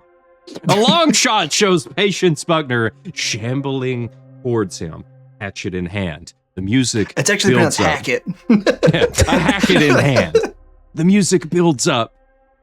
But just before she can reach Marty and strike him down, Kurt hits her with the cleanest clothesline ever set to film and shouts for Marty to run inside. It's such a clean hit. It's so funny. It's like an anti-jump scare. Yeah. Because it's like you think that she's about to like get him, and then it's like she gets jump scared. Like the monster gets jump scared. The pair make it through the door to find Dana and Holden still reeling from that husband's bulge comment. Kurt demands they leave right now. Everyone is confused. Where's Jules? Dana asks. She's gone. It's all Kurt can offer. Dana doesn't believe him. Against Marty's protest, she takes the front doorknob in her hand. Dana doesn't believe him. Against Marty's protest, she takes the front doorknob. She takes the front doorknob in her hand. It's mine now. She's got it. I'm not leaving without Joel, she says, and flings the door wide open to reveal a 7-foot-tall Matthew Buckner, close enough to smell. And I'm sure he smells very pleasant. Which I think it's worth pointing out that based on our experiences in the basement, I think we're probably getting attacked by clowns. By clowns, yeah. Because that's what the fortune-telling machine summoned. So, I'll be honest. Between a 7-foot-tall guy standing at the door that's like in clothes that you would expect to be from someone in this area versus a clown, the clown would freak me out way more. I think I'd be freaked out of either one. I don't know, because I don't think the 7-foot-tall dude even has to be rotting for me to be like, oh, I'm going to die. Yeah. Like, I mean, it would be scary, yes, but for a clown out of nowhere, unexplainably, at the door, nah, something's not right. Especially with Kurt freaking out, nah. That's I fair. guess That's with fair. Crow freaking out, nah. Dude, I'd freak out at anything. What are you talking about? The Buckner giant throws something to Dana, and she looks down to find herself face to face with Jules' severed head. She screams and drops it on the floor with a thud as the boys throw themselves against the door, desperate to keep the Buckners out of their home. They manage to get the door shut and latched, but the cabin is hardly secure. In a stroke of undeniable genius, Kurt lays out the plan. They'll go room by room, locking the building down, making every move as a unit. No matter what, they do not split up. No matter what, we will not split up. Sure. To combat this rock-solid plan, Sitterson and Hadley pump 1,000 milligrams of stupid juice into the cabin. That is what happened, bro. And then the next scene is pretty much exactly how we made this podcast. Let's split up, says the disembodied voice. This isn't right. What? What's the matter? This isn't right. We should split up. We can cover more ground that way. Really? Really? Brother, cover what ground? You're on defense. Just play the objective. Marty starts to object, but as Matthew Buckner's fist smashes through the window, he decides that any plan is better than staying right here. They scatter each their own way to their own rooms. Ka-chunk! The door locks behind them. You're separated from your friends and locked in your rooms. Only, King is in my room with all the stuff I brought to the cabin. Oh, God. Polt is in King's room, and I'm in Polt's room. For the rest of the movie, we only have access to whatever our co-hosts decided to bring. Dude, as well as the single item we were holding when the Buckners showed up. Bro, Polt, you're so fun. Polt's like, I got board games and Nintendo Switch. What is going on? I also have my tray of brownies and a little spatula. This is what? It's like this big. Oh my gosh. That's so funny. I literally killed Polt. That's so Thanks, funny. I do also have the one-way mirror, though.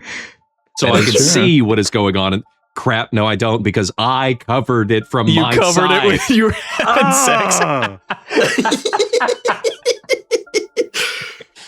So, how will you protect yourself? Do you try to save your friends, or is it every man for himself? Okay. And you know what? I will concede that it's each of us with our spouses. Or we could assume that all of our wives are dead at this point. Maybe they end up in their own room. Maybe they ran to the basement. Who knows? Yeah, they got into the dark room. Yeah. But so Crow brought a gun. So definitely arming myself with that. And then I am probably going to try and help somebody out. Okay. I mean, you got the gun. If you don't try to help somebody out, you're a terrible person. You're the only one with a real weapon. Hey. Okay. So specifically, I think the way that the building is set up, we know that my room and King's room were side by side. Yeah. Yeah. I'm pretty sure that the other one is on the other side of the hallway. Yeah, it's across the hall. So that means, King, you're on the other side of the hall in Crow's room. And then and Crow are in adjoining rooms, only separated by the one-way mirror. Yeah. We established why it's there, which I bring up because if I'm in the room, I'm taking the painting back down, realizing I covered it up, but I'm banging on the mirror to get your attention. Yeah. Smart. What I'm doing is trying to break it to get in there, since I know specifically, like, I also brought a gun and like a fishing pole. Oh yeah, that is true. So I can at least, I don't know, use a fishing pole or something to maybe attach it to the pillow in the room, and then like, if he goes in that room, I could like reel it and he'll think, they're over there. Well, I'm in your room. Yeah, he's breaking the mirror to go, you guys will now be together. Okay, so I'm getting the filleting knife from your fishing set. Which there would be like 4 knives in there. I guess my only option, if I was in the room Marty was in, is to go out of the window that is in the room and try and find another way inside, maybe? That's pretty much all I see as being your option. That's like my only, it's like the only, but I have a gun, so. And you would know that the little zombie is out there, but the big one is currently inside. Well, remember, we're not dealing with zombies. We're dealing with clowns. You would know that the little clown is outside. The exact same scenario, just changing the clown. Just swap them for clowns. Yeah. Uh-huh. I would be the only one that really doesn't know what's going on, except for when they open the door. So maybe I could leave the brownies to be like, maybe they'll take this little offering of brownies. Here's my peace offering, brownies. Yeah. And they go, and that's how they talk. Little honks. I'm in there like cutting squares of brownie with the fillet knife, just like whipping them out the window. Their mouths are open. They're just popping into the mouth. Yeah, Pennywise out there. I'll say, protect myself with the knife. If I've got, a meaty board game, I'm like, okay, maybe I can, if he gets like stabbed or something, like it could catch a knife. Oh yeah, for sure. Here's the tricky thing. I want to be real, boys.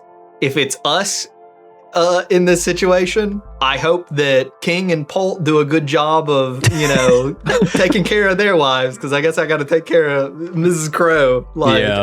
That's my priority. Like, that's why if I can get into the room with you, like, they're clowns. Yeah. Let's just go. Let's see what we can do. I was gonna say the guns might not work very well against the zombies, but I'm sure a clown can take out a gun. Is what I was about to say. Clown versus gun. Who wins? Clown like plugs the hole. It's like. What if they do have like cartoonish powers? Oh yeah, they're like killer clowns from outer space. That would be terrible. Yeah. Like they're gonna knock my block off kind of clown. Have you guys haven't seen Killer Clowns? Have you? It's been a long time, but yeah. After we figure out how we're going to defend ourselves, Marty rushes to close his window and knocks over his lamp in the process. It shatters across the floor, and in the wreckage, he notices something strange, a camera. I don't know why. I completely forgot that if we're in this situation, there's literal cameras watching us.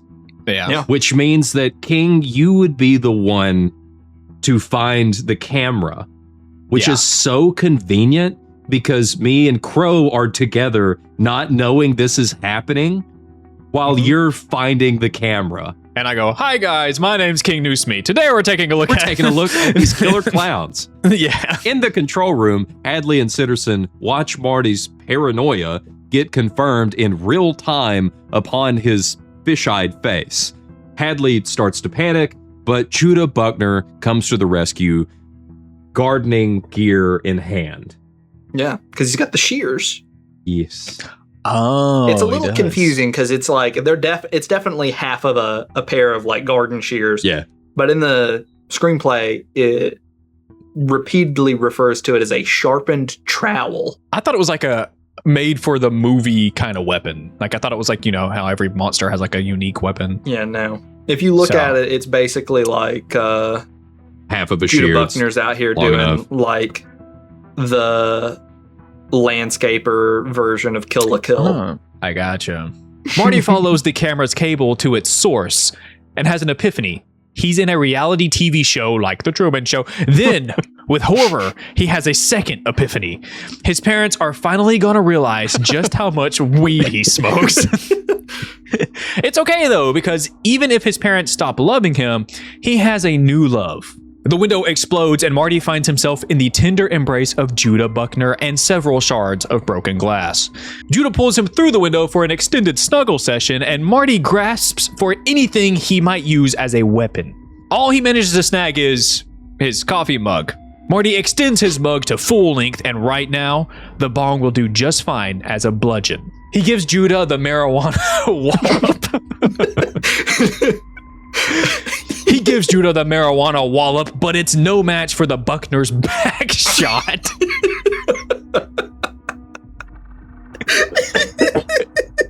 It's never the line that gets me. It's just King's reaction. I could just imagine Crow writing this going, hee, King's gonna have to say this. With you two, he's like, serious, King. Yeah. With the marijuana wallop and back shots. Yep. It matches his brand. Marty tries to run into the woods, but the zombie throws its blade and hits Marty between the shoulder blades. He drops like a rock, or perhaps a stone, and Judah drags him into the same grave his family emerged from earlier that night. Inside the cabin, Mother is doing her best to pull the same moves on Dana, but she manages to keep Granny Ghoul out by blocking her window with a wardrobe. Still, she's trapped. There's nowhere to run. Part of her wall caves in to reveal Holden, smashing his way through the one-way mirror with a coat rack. He helps Dana through, but then they're just trapped in another room. Mother comes to his window, and Dana and Holden hoist the bed on its end to keep her out. In the process, they reveal a trapdoor under the bed. They have no idea where it leads, but it can't be anywhere worse than where they are now. The first thing that crossed my mind before thinking about I can go through the window like they did, because I just rewatched both the platform and the platform 2. They had a whole thing of tearing the beds apart to get pieces of it to use as weapons. Oh. So that did cross my mind that we would be able to take part of the bed to at least get something that we could hit with.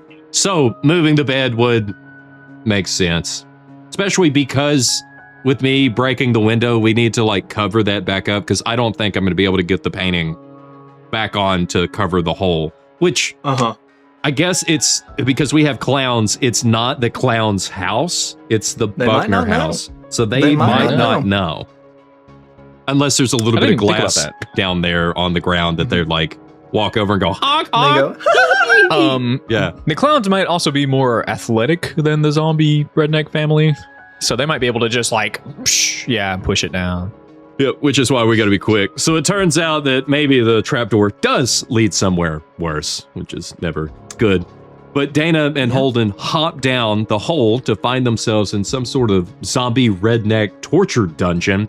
And the one and only exit seems to be the hatch they just dropped through.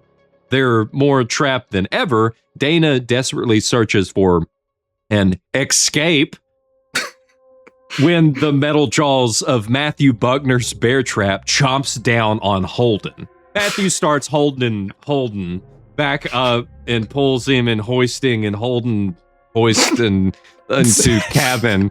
But Dana hits him with the Uno reverse and pulls the zombie partway through the hatch into the room with them. Dana grabs a crowbar from the floor and rams it straight through Matthew's eye, nailing his noggin to the hatch.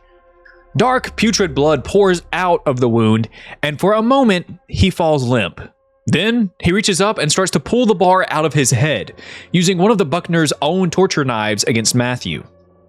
Dana stabs him like 6 more times in the chest, and that finally seems to do the trick. This was done practically, with the crowbar going through the face, which was very cool. Oh, is it just like a puppet or something? Well, no, it's him. It's actually him, but they've got the makeup since it's over here on the side. There's like a green rod that they were able to edit out, so that way they knew exactly where it wowould slip down, and there was like a pocket that they could hit just right. It was really neat to see the stuff. And then they really stabbed the guy. Yeah, it was cheaper than just actually stabbing him in the face and paying for the medical bills. Kurt finds a way into the dungeon from the cellar, and the trio rushes out to the RV to escape from this nightmare once and for all, completely missing the bloody handprint on the vehicle's door. We cut to the screaming face of a young Japanese girl. Only, it isn't one of the students in the Japanese operation, it's the ghost. The students are holding hands in a circle around bootleg Sadako, singing a song. The ghost begins to glow, and she shrinks down into a bowl of flowers, the centerpiece of the girl's ritual. A frog hops out, and one girl takes the hoppy little lady in her hands. The evil is defeated, she says, which is a line I think about at least twice a week. The evil is defeated. It's like one of the greatest memes from a horror movie, I feel like. Just like, like reaction images. It will now live forever in this happy little frog. And then the frog hops up. It goes immediately to Sinister watching the girl celebrate the power of friendship and the indomitable human spirit. And he can't help but get a little emotional. Fuck you! Fuck you! Fuck you! Fuck you! Fuck you, fuck you. I never said they were the right emotions, but it's here that he gets Lynn on the horn to gripe about the Japanese failure. How hard is it to kill 9-year-olds? 9-year-old girls, he complains. But Lynn just wants to get him back on track. It's easier to kill 9-year-olds than 9-year-olds. He just wants to get everything back on track. Because Japan was supposed to be the best, and now they're not. Which does give them a chance to be number 1. They're the only ones left actually in the running this year. And if they don't do their job, everyone is screwed. At least the Buckners do have their 100% success rate. And it's here that we specifically see where other places have failed, including Stockholm, which it shows a helicopter flying around, as I said earlier, with all the snow and stuff. So I'm pretty sure that is a thing reference. And then right after that, we see the gorilla that someone got, and I don't remember where they That's were, so funny. that also died. So we do Imagine get to being see the just a people- little bit of all these other places that have failed. Imagine being the people who got the thing and then being like, someone else, other people had to fight a gorilla? Yeah. Well, then too, by the end of it, they would think that they won because they wouldn't be really sure. But does this movie mean that when we watched The Thing, it was actually real people in like the real world dying for us to survive a little bit longer? Because they also have like deadites from the Evil Dead. So I take it as they've got things that like are almost from like other universes. So it's that the movies don't actually exist in this world. It's just that like those events don't happen. It's just that the deadites are like actually what they're called. And it's that they just exist from time immemorial. Since they are from hell. I think that I may have left out a line about this that has already passed in the movie, but it's actually a very important line. Truman is watching the Buckners on the screens, and he's like, they're like something out of a nightmare. And Lynn corrects him, and she's like, actually, these are the things that nightmares come from. Yeah. And she's like, every one of them is a remnant from the old world. So it's like, all the things that people could fear existed before there were people to fear them. That's cool. Hadley's stomach drops as the cameras reveal a major issue at the cabin.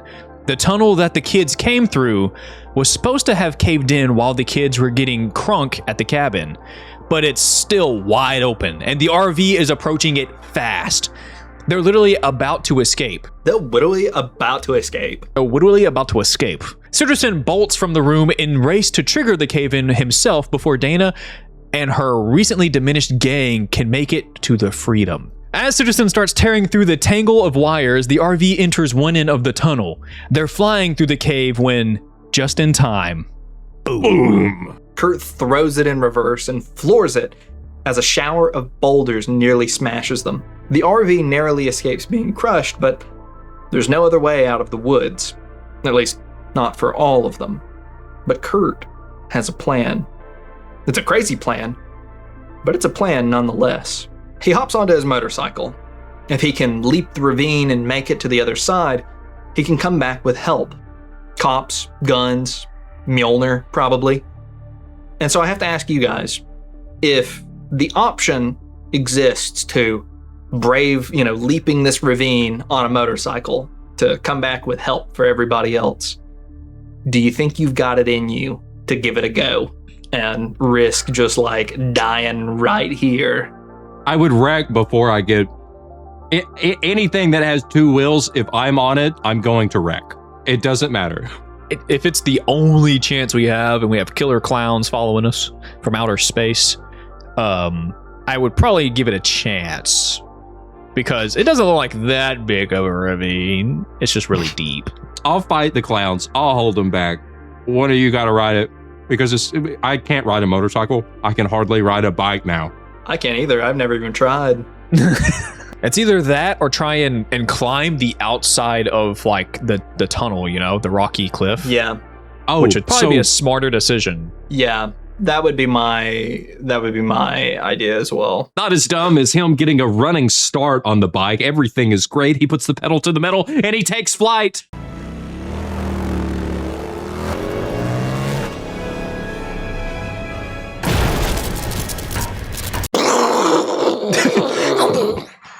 And the bike explodes as it crashes into some invisible barrier, which we did see a bird hit earlier in the film. And Kurt tumbles down into the Stygian abyss below. Stygian. Stygian abyss below. Stygian abyss. The Stygian. What is that from? Has to do with the river Styx. It means very black. Cool. Okay. The best scene in the movie. I love that scene. I think it's awesome. It at this point, I remember my first time watching because I don't think I picked up on the bird hitting the thing.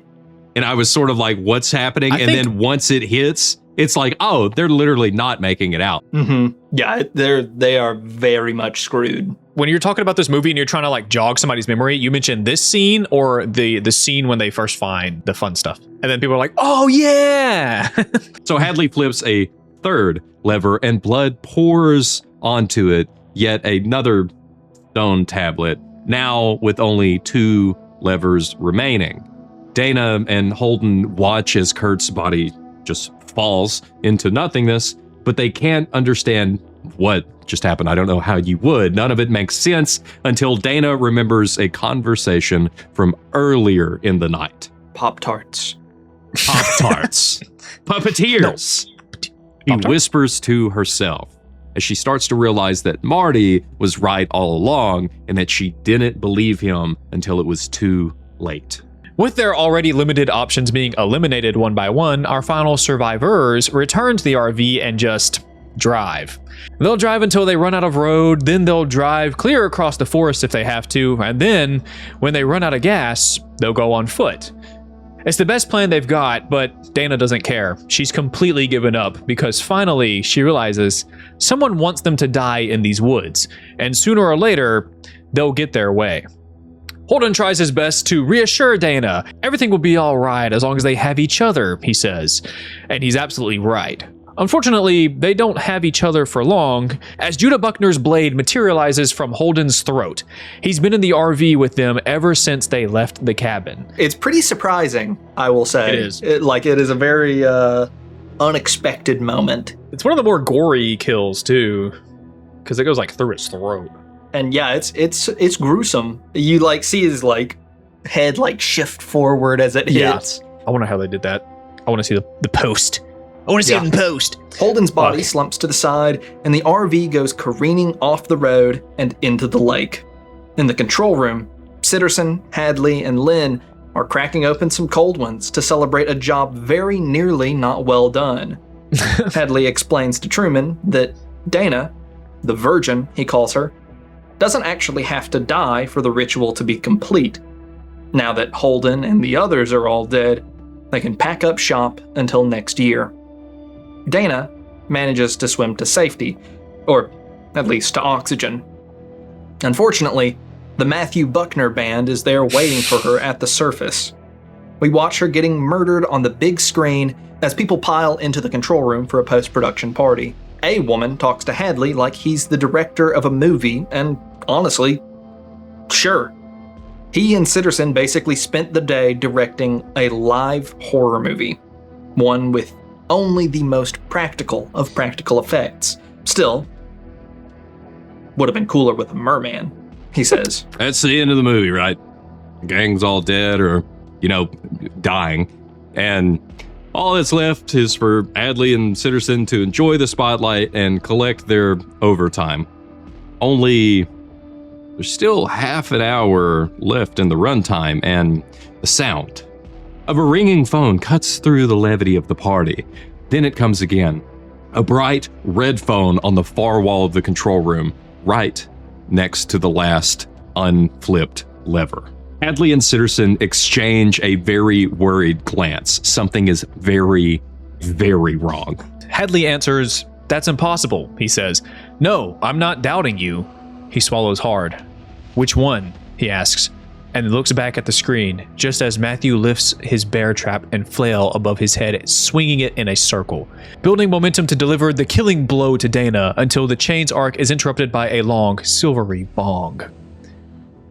Dana smacks Matthew in the head with a loose board, sending him sprawling into the water, and Marty leads her to the safest place he knows, Judah Buckner's grave. I feel like I didn't do a very good job of making it clear in the script there, but she looks up and Matthew, Marty the hero. is still alive. The hero of And the movie. He kind of just like pulls Matthew over. Matthew's not a very balanced guy, which in fairness, he is dead. So, He's got the strength. Maybe he has a little more strength than they thought before. He's stronger than Thor? Maybe he's the Hulk underneath that shit. Yeah, maybe so. It's Mark Ruffalo under there. Dana and Marty rush past Patience Buckner and descend through a rotting wooden door into a cramped concrete corridor, not unlike the architecture we've seen in the government facility. Dana trips over something and looks down to find the remains of Judah Buckner's remains. The remains of Judah Buckner's remains. Marty looks down at him and he's like, yeah, I had to dismember that guy with a trowel. He does it. He says, I had to dismember that guy with a trowel. What have you been up to? Yeah. And as he's saying that, he's like, starts fiddling with like an electrical panel on the wall. So clearly, this is what Polt does.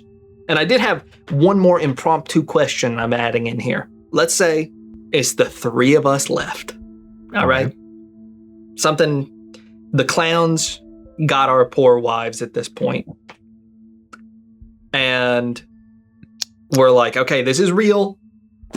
Maybe one of our wives decided, you know what? I can ride the motorcycle. And we were like, okay, honey, be brave. What's more powerful than a woman? Apparently the impenetrable barrier. True. Do we brave the cabin one more time to gather anything before we go down in here? Probably not. I'm probably trying to get away from that shit as fast as possible. Also, I'm kind of assuming that actually it would have to be like, I guess it's got to be King that, here's the problem, I guess it's got to be King. Yeah, it would probably be me. Would be leading us back. So he can't be the one that he tried to jump the cavern. So it has to be one of our wives. It has to be one of your wives. And poor Raven died by one of the clowns, and I wasn't able to save her. Yeah. I do have to point something out because I found this when I was looking at all the facts behind the scene. There was a reason that they believed Marty to be dead when he was down here, because he had already messed with the electrical panel. Mm-hmm. One of the things that he shorted out was his heart monitor, because they have monitors for each one of their vitals that they can see. So he had shorted his out, which is why they were sure that he was dead. Yeah. Which led Sitterson and them to be like, no, there's no way. And then, of course, had to clarify. Yeah. He's also the one who fucked up the cave-in, because they said something from up above messed it up. And they were like, what could have possibly done that? Yeah. So the other biggest thing, and the biggest reason that Marty has been more aware than everybody else, is that either his weed is counteracting the stuff that they are trying to drug him with, or they tried to drug him via his weed, and then he's brought along like a secret stash that didn't have, I think whatever they spiked it with.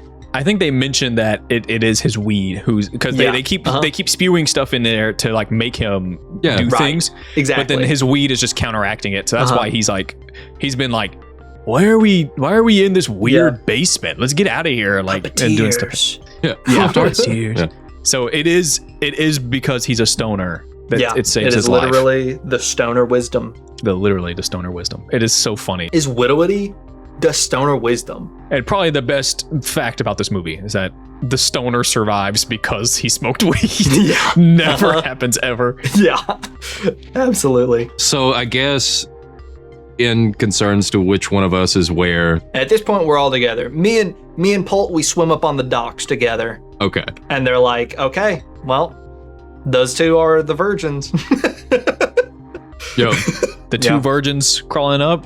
I'm high as shit. I find you, clown. Bang! Clown dead. I guess, yeah. We work with what we've got, Polt. Very true. So do we brave the house for any final supplies before we head to wherever we're headed? Because I assume that I've still got like the knife. I assume that Polt's, I don't know, maybe you still got some brownies. Just holding swimming with the brownie, like just kicking his feet. Trying to keep him up. I certainly hope you still got the gun, King. Oh, I do. I just used it for the clown. Yeah, shot the clown that was trying to kill one of us, which I guess the clown wouldn't have a bear trap, so you would have to, because it's probably trying to like It's got one of those flowers that shoots water. Oh, yeah. And it's holding one of us down and it's like shooting us in the mouth, trying to drown us. Yeah. Even though we're right next to the lake, because it's way funnier that way. Mhm. I know that they're supposed to be just like clowns, but I have replaced them with the killer clowns from outer space. So Specific, yeah. they have like the little beams that like just annihilate you, that just dissolve you.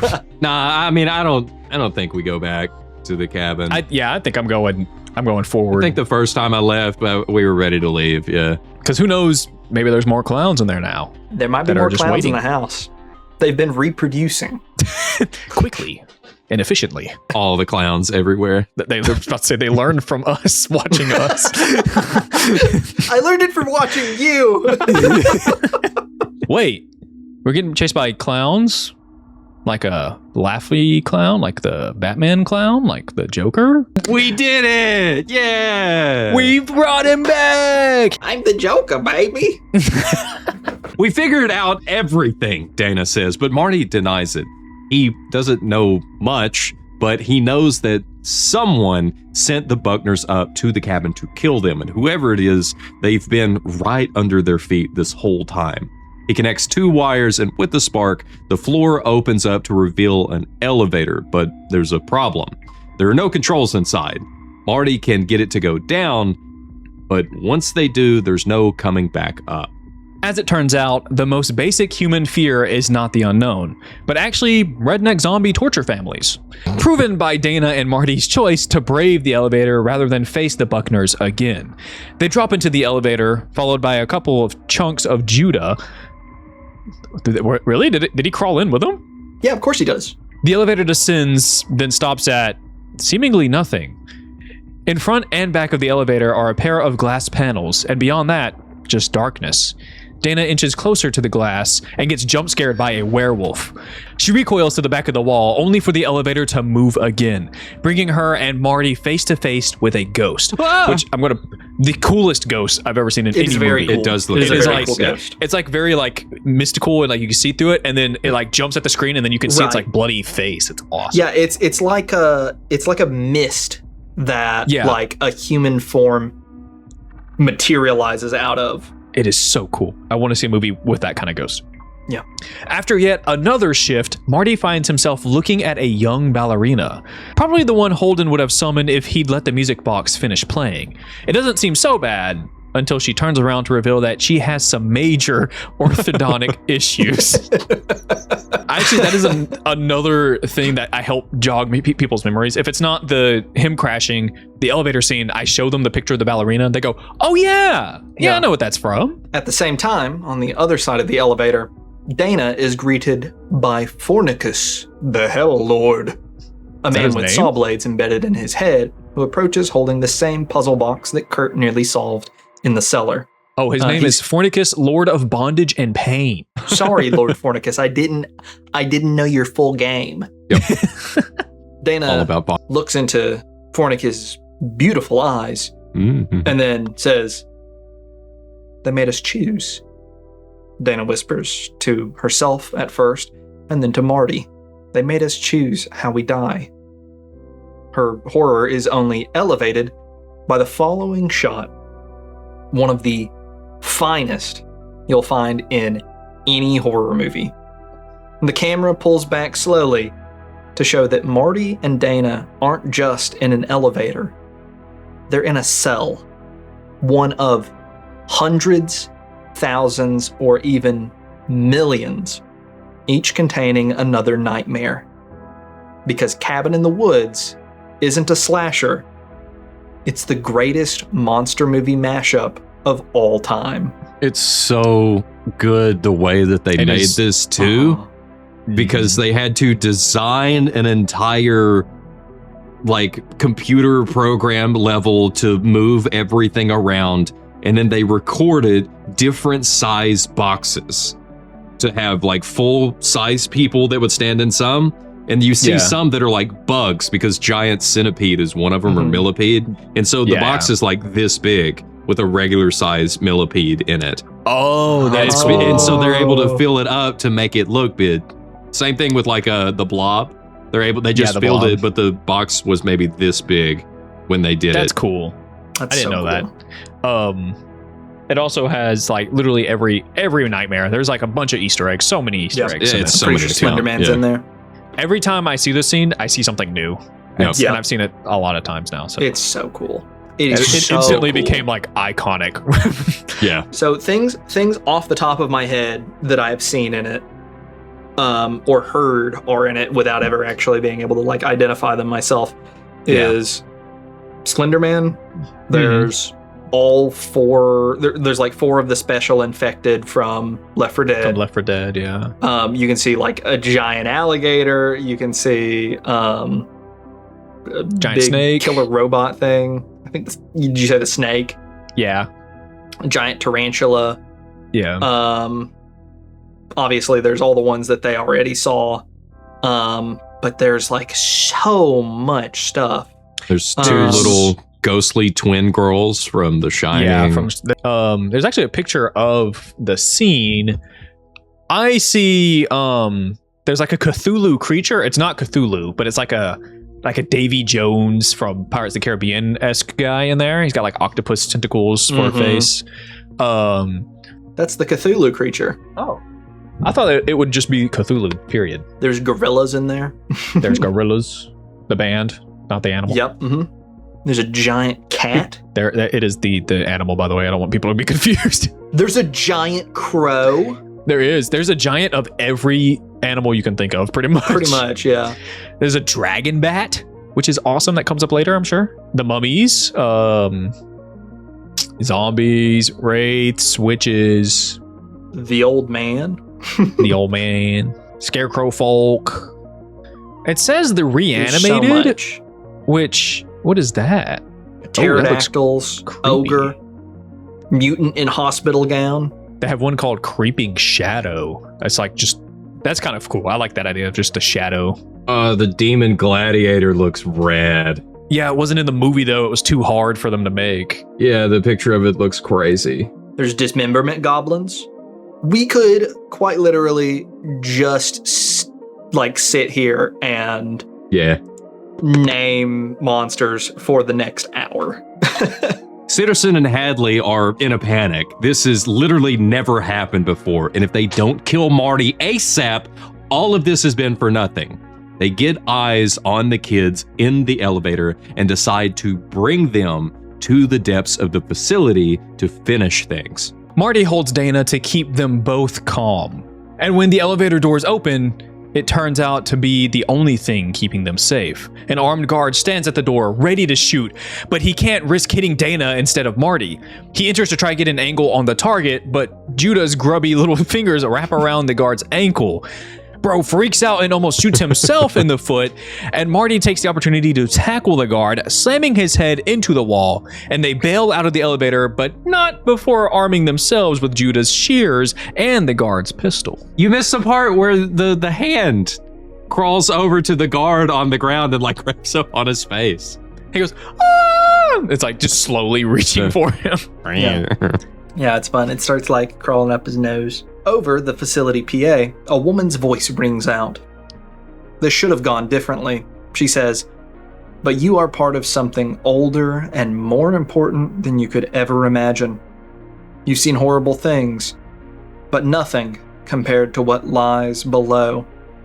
It is our duty to offer you up to the Ancient Ones, to placate them. I hope you can forgive us. Dana and Marty creep through the facility, still confused by the innumerable impossibilities unfolding before them. Heavy footfalls announce a troop of guards coming their way, so the kids dip into some sort of control booth for the elevators, just as the guards round the corner and open fire. It seems to be the end of the road until Dana notices something that might buy them some time. Big red button labeled System Purge. As bullets beat down around them, the guards continue to close in, and she looks for Marty for confirmation. He nods to her to do it. Let's get this party started, Dana says, as she slams down the button and alarm triggers throughout the corridor. The sound of gunfire gives way to a continuous mechanical whir. The guards train their sights on the source of the sound, the elevators. Every single one of them is moving, bringing new guests to the ground floor. I love the big red button. Yeah, It's system like purge. Dr. Doofenshmirtz. It's like, why did I even put that in there? For a moment, everything falls silent. Then, in unison, every door opens and chaos ensues. A snake the size of a school bus bursts out of one of the elevators alongside several giant man-eating bat dragons. Was it several? I thought it was just one. I think it's more than one. It might be more than Pull one. up the movie and count.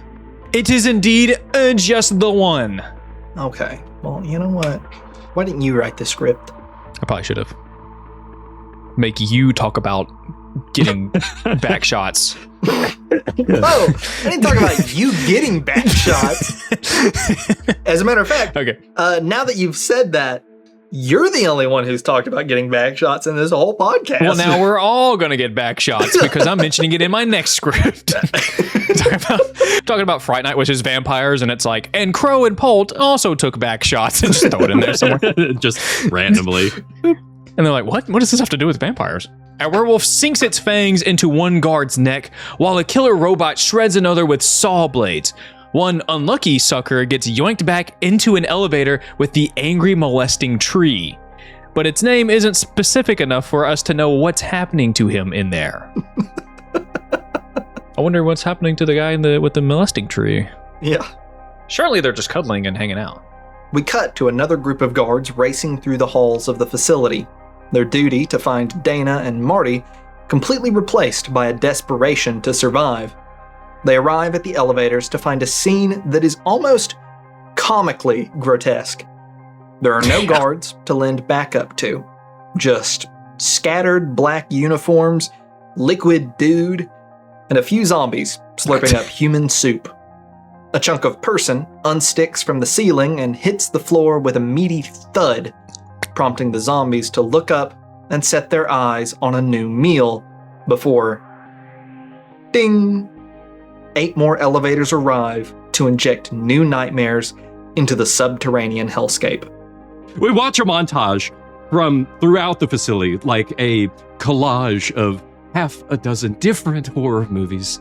The camera pulls back to reveal workers being butchered on the camera room screens. Hadley, Sitterson, Truman, and Lynn watch in abject horror and total panic as they try to call for reinforcements because everything they are seeing on the screen, they actually filmed for this movie, and everything that is being displayed is displayed in real time, which is incredible. That's so cool. these are like actual reactions that they're having, and it was never supposed to go like this. The horror has to happen, but never to them. Any sense of safety they might have had or maintained evaporates as the power surges and something big slams against their door. Very big. It's also here that we do specifically see one of the Interns? Yes. One of the interns trapped in a room. He's on a screen. The screen is too far away. They did everything that they could to show specifically the sign that he was holding up about who he was and what was happening and that he needed help. Okay, the sign says, "Help me, I'm in the utility closet." A dragon bat has my scent. I'm Ronald the intern. Yes. That's what it says. So it is. That's why it stood out, because I thought it was specifically Ronald again, which is just funny that they were able to plug him in the beginning, bring him back up, and then have him there, which is why, because I thought it was odd that they wanted to do everything they could because they spent extra time trying their hardest to make it visible on screen and they just couldn't do it. Yeah, it was too small. Heard that before. So, Haven't we all, brother? the 3 of us are down in the guts of the facility at this point, and all this is unfolding around us. I've got a filleting knife. King's got a gun. Oh, And no. Polt has that pan of brownies. Poltergeist. He's got his brownies. I'm dead first. Which monster do you think you are most likely to get killed by? And which do you think you could best handle in a fight? Okay, so I was going to say the big snake was going to get me first just because I don't like snakes and I'd probably freeze up. Obviously, I'm going to be able to take out the werewolf because dogs can't have chocolate. Silver. You have a silver pan. That is a crazy analogy. You feed him brownies and then he gets constipated and dies instantly. I don't know. It's probably going to be the unicorn. Is the most likely to kill you? I was going to say Kevin. No, I'm just kidding. Nah, that would throw me off. You walk around the corner and there's just Kevin and you're like, look, hey, Oh, psychopath. can you help me out? Can you help us? And then he's like, yeah, sure. And then sneaks up, stab. Do you think Kevin still looks like he does in Sin City? Like, is he still like black and white with like the glasses? Still black and white. They would throw me off. Stay away from that guy. And they had a thing in the wiki specifically about who Kevin was and the background that they wrote for him. Yeah. He looks like a sweet dude who might work at Best Buy, but also enjoys killing people casually. It's pretty much what he's like in the movie in Sin City. So actually, in Sin City, he's like, oh my God, Kevin is inspired by Anthony Fremont from The Twilight Zone. Sorry, Oh, interesting. I'm probably going to get killed by that damn dragon bat. That thing is fast. Dude, it's... Yeah, do the things, yeah. That thing's a powerhouse. It like legit, I think you say the snake comes out first. I think it comes out first and kills somebody, and then the snake comes out after it. Because that thing launches out of that. But it is freaking fast. It is, and it can smell people, apparently, according to Ronald intern. Yeah.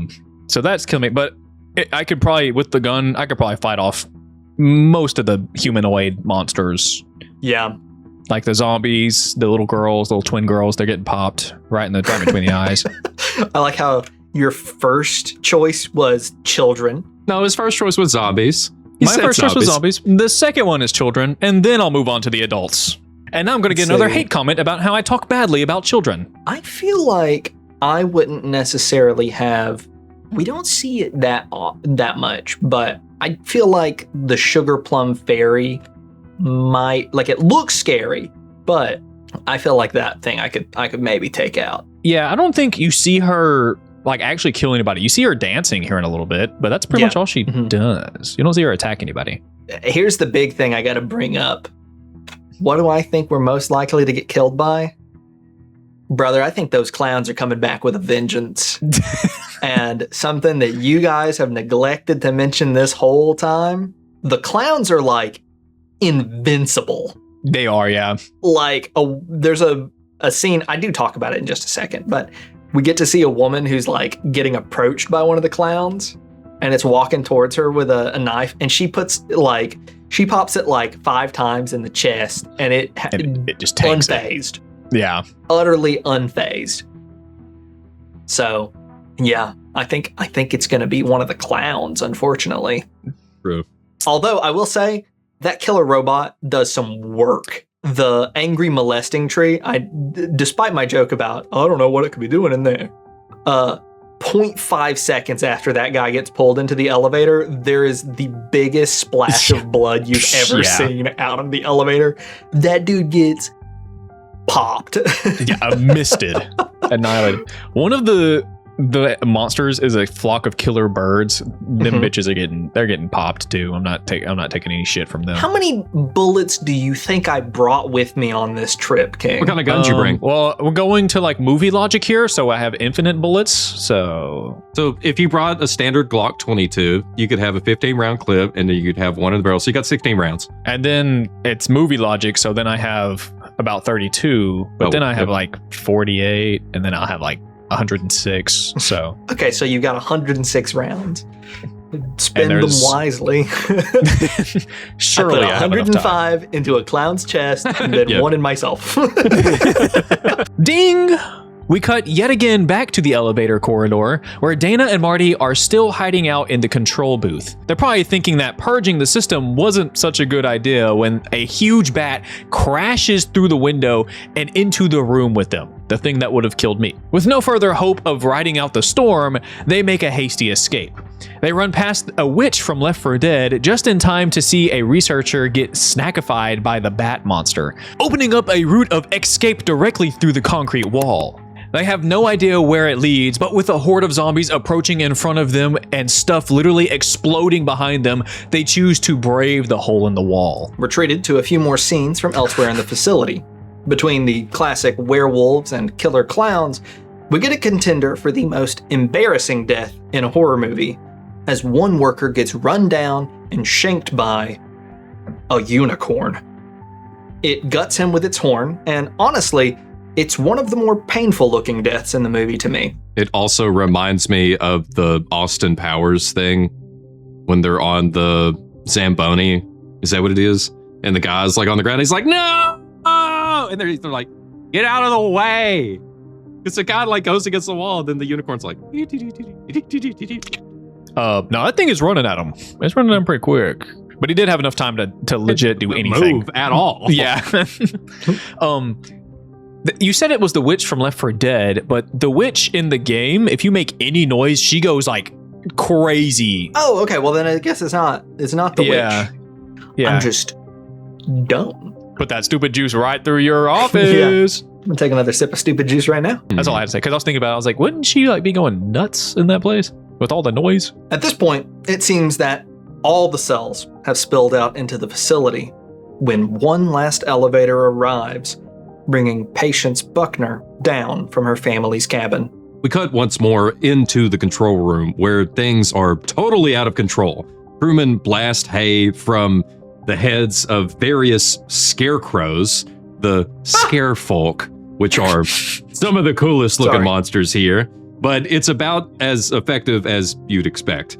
They soon set to his flesh with their scythes and sickles. Hadley watches his bodyguard get carved like a giant pumpkin as he tears into a giant tarantula with an MP5. Meanwhile, Sitterson is doing his best to open up and escape through a hatch that leads even deeper into the facility. As Truman watches... Yeah, that's what you get. That's karma for saying escape wrong. As Truman watches blades plunge into his body, he realizes that his best chance he can give is to the rest, is to go out with a bang. As he pulls the pin on the grenade, and in a puff of straw and gore, he has the scarecrows disappear. Take that again? You did not say that right at all. What? He added like 5 words. You added you added multiple words and then jumbled up everything. He watched as the blades plunge into his body, and then he realizes that his best chance is he gets to everyone else. Why are you saying it like Jerry Seinfeld? He watches as the blades plunge into his body. He's just doing his thing. He's sitting there getting ripped apart by the scarefolk, the scrow folk, the scarecrow and people with the bags on their head and the hay everywhere. What's the deal with this facility? And so he realizes his best chance that he can give to the rest is to go out with the bang. And so he pulls the pin on a grenade, and in a puff of straw and gore, he and the scarecrows disappear. So cool. Hadley is launched across the room by the blast, slamming into broken screens before falling limply onto the floor. As the dust settles and his vision clears, he sees a squat, squishy-looking creature sloshing its way towards him. Oh, come on, he says, as a merman sinks its teeth into him. Turns out, Sitterson was right about it being hard to clean up after. As it blasts liquid Hadley out of its blowhole, painting the room red in his blood. For 9 solid minutes, this happened. Really? Yeah, it is a thing that they could only do one take because it created such a mess that they literally couldn't reuse the set afterwards. That's crazy. And so they just did it for 9 minutes to get multiple shots. They just kept recording, and then they only used like maybe 20 seconds altogether from cutting back and forth from the whole thing. That's insane. I did not know that. Sitterson watches his best friend's dream come true before recalling that literal vampire pot-bellied goblins are hobbling around coming after him. And he finally gets the hatch open, just in time for a kraken tentacle to punch through the ceiling and snatch away Lynn. Sitterson jumps down the hole and into a section of the facility that looks far older than the rest. Less SCP Foundation, more Lovecraftian ruin. He's nearly done it. Nearly made his escape when he runs headlong into Judah Buckner's stolen shears. Dana looks stunned as she finally looks into the eyes of the man that has caused her and her friends so much misery. Please, Sitterson says with his dying breath, looking from Marty to Dana, kill him. Marty pulls Dana away from the dying man, giving her the gun and telling her it's easier with this. Progressing yet deeper, Dana and Marty emerge into this enormous, big word, chamber. Antediluvian. What the fuck? Where did you get that word? It means pre-flood, and it's something that gets used in a bunch of like H.P. Lovecraft stuff. Progressing yet deeper, Dana and Marty emerge into this enormous Antediluvian chamber. The walls are lined with 5 stone slabs, each with its own pictograph representing Dana on her or one of her friends. It's not on her friends. It's Dana or one of her friends. Representing Dana on one of her friends. Whoa. What the hell? Very different. Yeah, that's incorrect because she is specifically the virgin in this. The virgin. Yep, she wouldn't be on anybody. The floor is adorned with the same strange pagan design as Sitterson's necklace. They walk out onto a platform that reaches almost into the walls. Almost to the walls. The floor is adorned with the same strange pagan design as Sitterson's necklace. They walk out onto a platform that reaches almost to the walls before terminating in a drop that might very well be into hell itself, or maybe somewhere even deeper. I did it. Wow! A woman enters on the other side of the platform. The director, played by Sigourney Weaver. Really funny, and I watched it with my wife for the first time, like she's ever seen it. She literally said, Sigourney Weaver? Yeah. She explains to the kids that this entire ritual serves as a punishment for being young, unrefined. She says there must always be 5, the harlot, who must always die first. That's the part Jules was chosen to play. And that's why there was so much concern over her libido. Then there's the athlete, the scholar, and the fool, Kurt, Holden, and Marty, respectively. They can die in any order so long as they die before the final girl, the virgin. Dana protests she's not, but the director interrupts. We work with what we have. Which is so funny. Yeah. It's like, I'm not a virgin. We work with deal what we with the have. professor and all, but does that really count? Nah. Did he get it in, really? Which of the 5 tropes would you be? And the 3 of us each have to pick a different one. This makes it so much easier.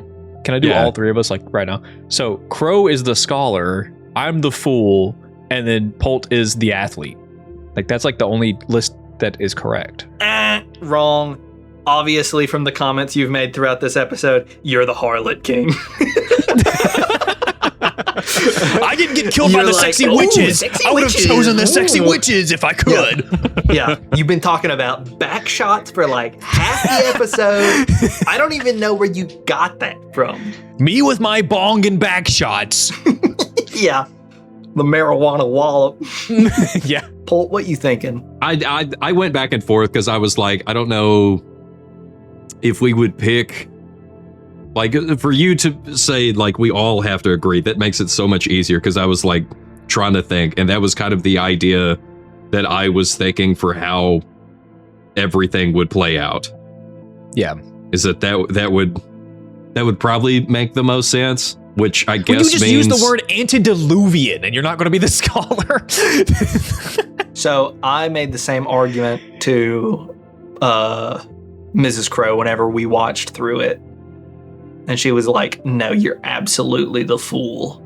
It's like... She didn't consider me. What is your list if you were to choose, Crow? If I were to choose? Yeah. Honestly? Are you the virgin? Yeah. No. I mean, obviously, one of us has to be. How about that? That's a guaranteed one of us has to be the virgin here. Oh, shoot. Well, somebody has 5 kids. Because obviously, we made it this far. That is true. There's one of us that they're trying to keep alive. Who do they consider the virgin is the question. So in every single scenario, even like if I were putting it between two of us to where one of us was the fool and the other was the virgin, I kept thinking that I could be the fool to play it out a certain way that we would keep humanity going. So you're sacrificing yourself again in a video of ours. Basically, yeah, but that would have me playing the fool in that, so not the virgin. Me and my 5 kids, they would probably be like, we work with what we have. We don't think we can make that one work. So, King, which of us is the virgin and which of us is the chat? I mean, the fool.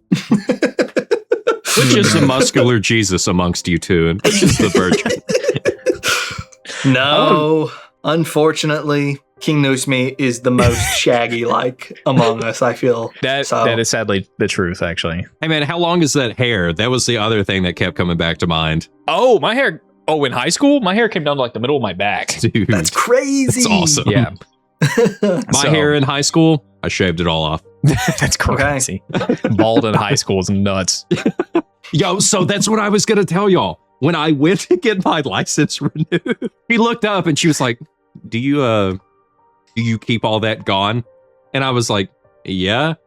And then she'd like typed on the computer. So I know bald. For a fact, yeah, she erased brown for the hair color and put in bald. That's so funny.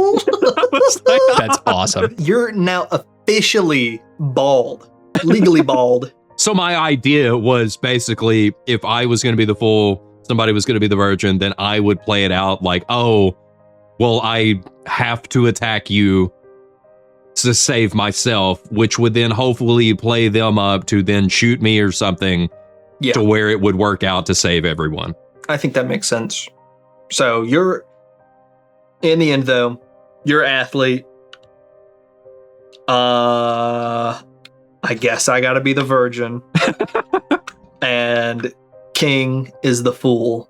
The director tells Marty and Dana that if they fail in their mission, if the sacrifice isn't made, then the ancient beings that created all the horrors haunting the halls above them will rise again to bring about a new age of nightmares. Monsters will roam the earth and mankind will be wiped away. The chaos raging overhead won't even compare to the misery that will be wrought. The ground quakes beneath them as malevolent gods stir. The sun will rise in 8 minutes, the director says to Marty. If you're still alive when it does, the world will end. Maybe that's for the best. Maybe the world needs to change, Marty replies. A callback to his earlier claim that society needs to crumble, but we're too afraid to let it. We're not talking about change. We're talking about the agonizing death of every human on the planet, including you. You could die with them, or you could die for them. Is it say, okay, on my screen it says, you car die with them. Because it cut off the end. You car, me car. You car. You car, I SUV. You car, vroom vroom. Me car, beep beep. You can die with them, or you can die for them. Gosh, they're both so enticing, Marty says, as we see Dana raising the gun behind him. It's the whole world, Marty, she says. And it's all in your hands, Dana. You have to be strong. The director continues encouraging Dana to pull the trigger. Marty looks at Dana with a look of overwhelming betrayal. Yeah, Dana?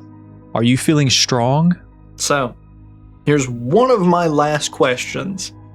Are you feeling strong? Can you betray the friend who helped you survive to save the world?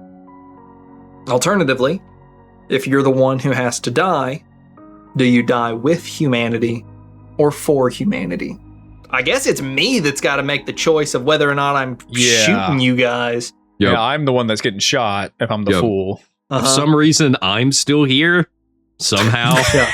The director's You're like, just- that you shouldn't be They're here. like, oh, him? No, he's not any of them. Yeah, just some extra guy that tagged along. Yeah. It's like, then who was the athlete who drove the one dirt of your bike? wives. Oh, Yeah. I'd be like, are you sure there's not like a sixth one somewhere? I want to be included. no, you're not supposed to be here. We're just gonna kill you later.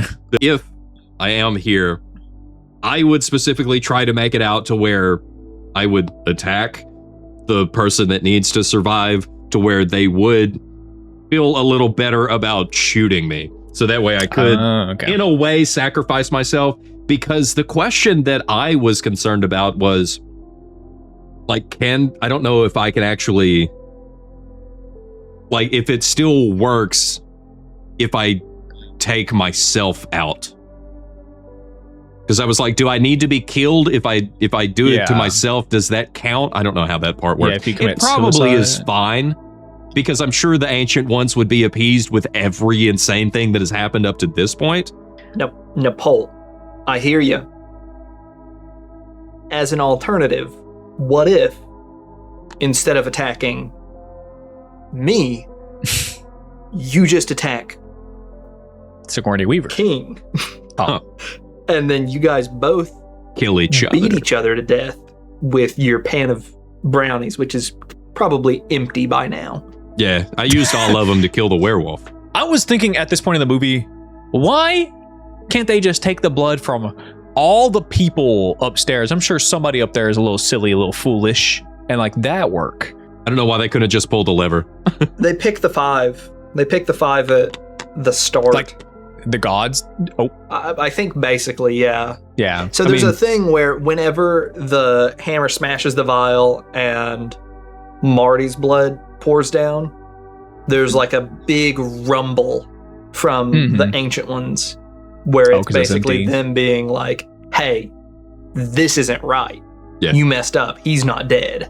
Nice. I see. Okay. Makes sense. That's what I was thinking. I was like, there's so much blood upstairs. Surely. Yeah.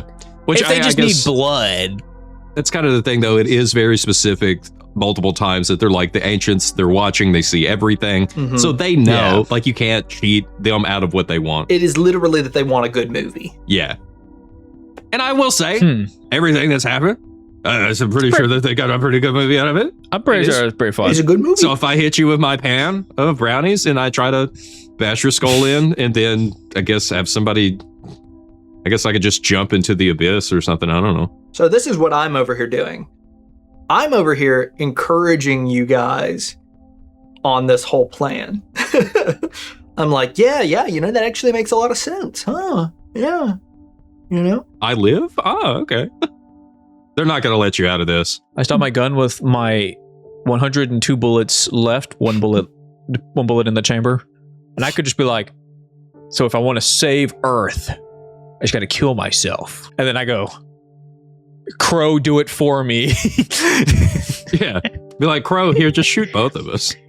So I do think it's clear all the way around that we're like, yeah, sure, sacrifice ourselves, save everybody else. Yeah, I think that's the only way. I do think it's interesting for the fact of what Marty has said, because they have been manipulated all night long. They have been trying to get them to do stuff that they haven't wanted to do the entire night. So how do you know for a fact that these people are telling you the truth? I'm sure Marty, That is true.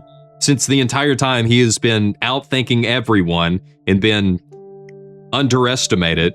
He's outthinking them again, believing that, oh, well, if we don't do exactly what they say, it's worked out for me so far to be able to survive. So maybe they're not telling the truth in this moment. I don't know.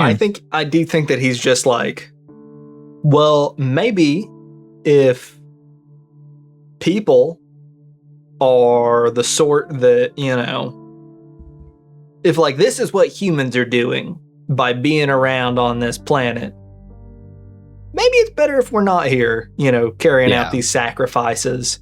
He's like, maybe society needs to crumble. Because, it is specific that it's not just there once a year. It's like scattered all across the globe. All of these different events happen all the time. It's like that is a lot. There's a lot going on. Yeah. Just so conveniently this year, every single one of them failed. Yeah. So, yeah, I'd probably still sacrifice myself. So I hit you in the head with the pan. You shoot me with the gun. I try to hit you fall again. off. equally devastating attack. Yeah, we both grab each other. We fall off into the pit. And then Crow is there, stun locked, because he can't believe what he just saw. And something is lurking behind him. Ah! I'm sorry. Dana squeezes out, completely unaware of the looming figure creeping down the steps behind her. I'm sorry too, Marty says, as the werewolf leaps on Dana. Dana drops the gun as the werewolf begins to tear her apart, and Marty, despite just having been betrayed, lunges for the pistol and opens fire on the werewolf, hoping to save his friend. The werewolf retreats, but the director closes in on Marty, disarming him and tackling him to the ground. Dana is far too weak from the attack to help him in turn, but she turns to see the tattered form of Patience Buckner right beside her. And here, I have to bring up that the director, Sigourney Weaver, one of the main reasons she wanted to do this part was to be with the werewolf every single To be in day. a movie with the werewolf. Yeah, to be in the That's movie funny. with the werewolf. It was like every single day she would ask if the werewolf was going to be on set anywhere because she wanted to do a movie with the werewolf and was apparently so excited that everybody was just very confused by how excited she was to see this werewolf and to be in a movie. She'd come to set every day and be like, is today the werewolf I day? would, Yeah. I would love to be in a movie with a werewolf, just saying. That Really? sounds like a ton of fun. Awesome. Marty manages to get the upper hand on the director, but not the gun. He wrestles the barrel away from his face, but he can't seem to pry it from her grip. Dana calls to him, and he turns briefly to see the zombie redneck torture child nearly upon them with her axe. Marty allows the director to take control of the fight, rolling to put her closer to Patience. For a split second, he peers down the barrel of the pistol before the Buckner girl buries her hatchet in the back of the director's head. Marty kicks the pair of them off the platform and returns to Dana's side. Sunrise is fast approaching, and it's time for last words.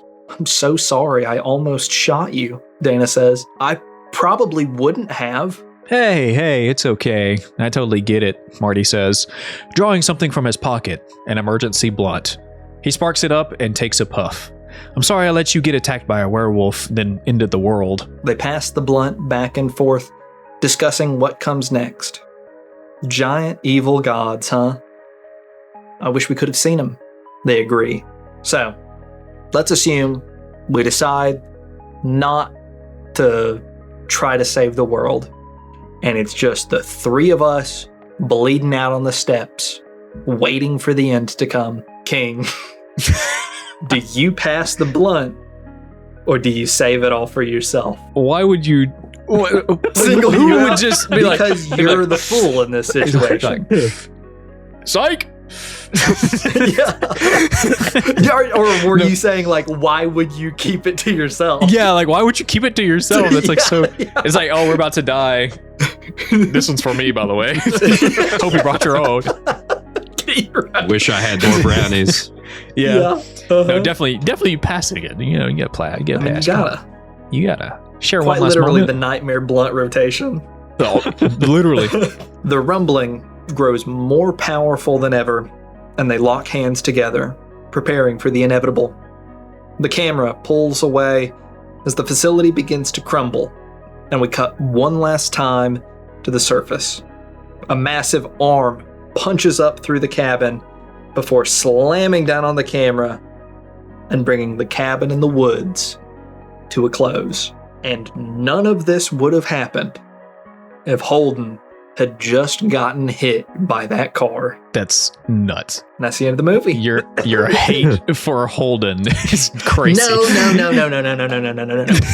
Okay, listen I here. don't hate Holden. I He don't just hate needed Holden. to die. This is objectively true. They would not have gone on that trip if they had watched their friend get hit by a car, and then it would have been like, oh, well, shoot, I guess we're going to the hospital.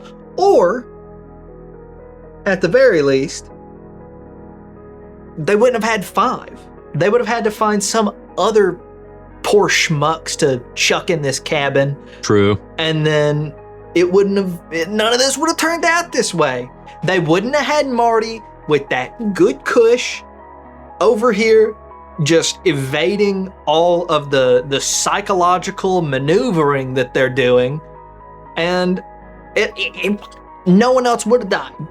No one else would have died. And then it would have been more on Japan, though. Yeah, you forget that these 5 were chosen. So if they didn't go, then America would have been out, Japan would have been out, and the gods would have come anyways. That's a good point. Now, though, if America would have failed at the beginning of it, before they were to get everything kicked off, Japan would have known about it, and they would have put they more might have stepped into up their it. game. Exactly. Maybe. Could have held But on to who that spot knows? as being number 1. It's all Holden's fault. It's all Holden's fault. He had to go be a surgeon in Gray's Anatomy Hospital. I didn't even think about it, but I didn't actually say that much in the script about how basically every single character, aside from Marty and Jules, is like, they don't actually fit the stereotype that they were supposed to. They like forced them. Holden and Kurt, it's like they didn't know enough about them to not get them flipped. Where like Holden should have been the athlete, because they say early on that he's like a football player. Got the best hands on the team. Kurt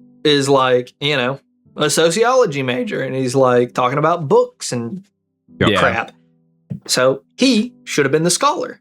Yep. I guess in the end it doesn't really matter that much, but. And really, Dana, the first shot you see Dana, she's in her panties in her room, thinking about having sex with the professor. Instead of Jules, who is in a committed relationship. Good point. Good point. The only one that was real and true was Marty. There's no guarantee that Marty ever did the deed with nobody. That is true. Marty could have been the virgin. He talks about how he and Jules dated, but they never did much. Well, they didn't even date. They just kissed one time in the gym. They made out one time. That's very different. Oh, I'm sorry. Then he's a slut. He's a fucking slut. He should die. But yeah, no. So I almost wonder if it is supposed to be that it's like Marty's the virgin and Jules is the fool. Yeah, and they just messed it up somehow. Yeah. Maybe. So Should've like done better literally research. none of them are in the right role, basically. But it's just what they went with. That does make sense for like why Marty ended up surviving in this horror movie, because he was actually the virgin, the final guy. And then they were specifically trying to keep her alive because they were wrong. He is Randy. Yep. Except Randy dies in the second Scream movie. Spoilers. No!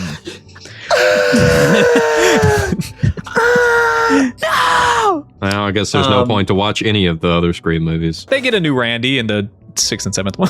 Or the 5th and 6th one. I did have one theory in particular that I mentioned earlier that I wanted to share here.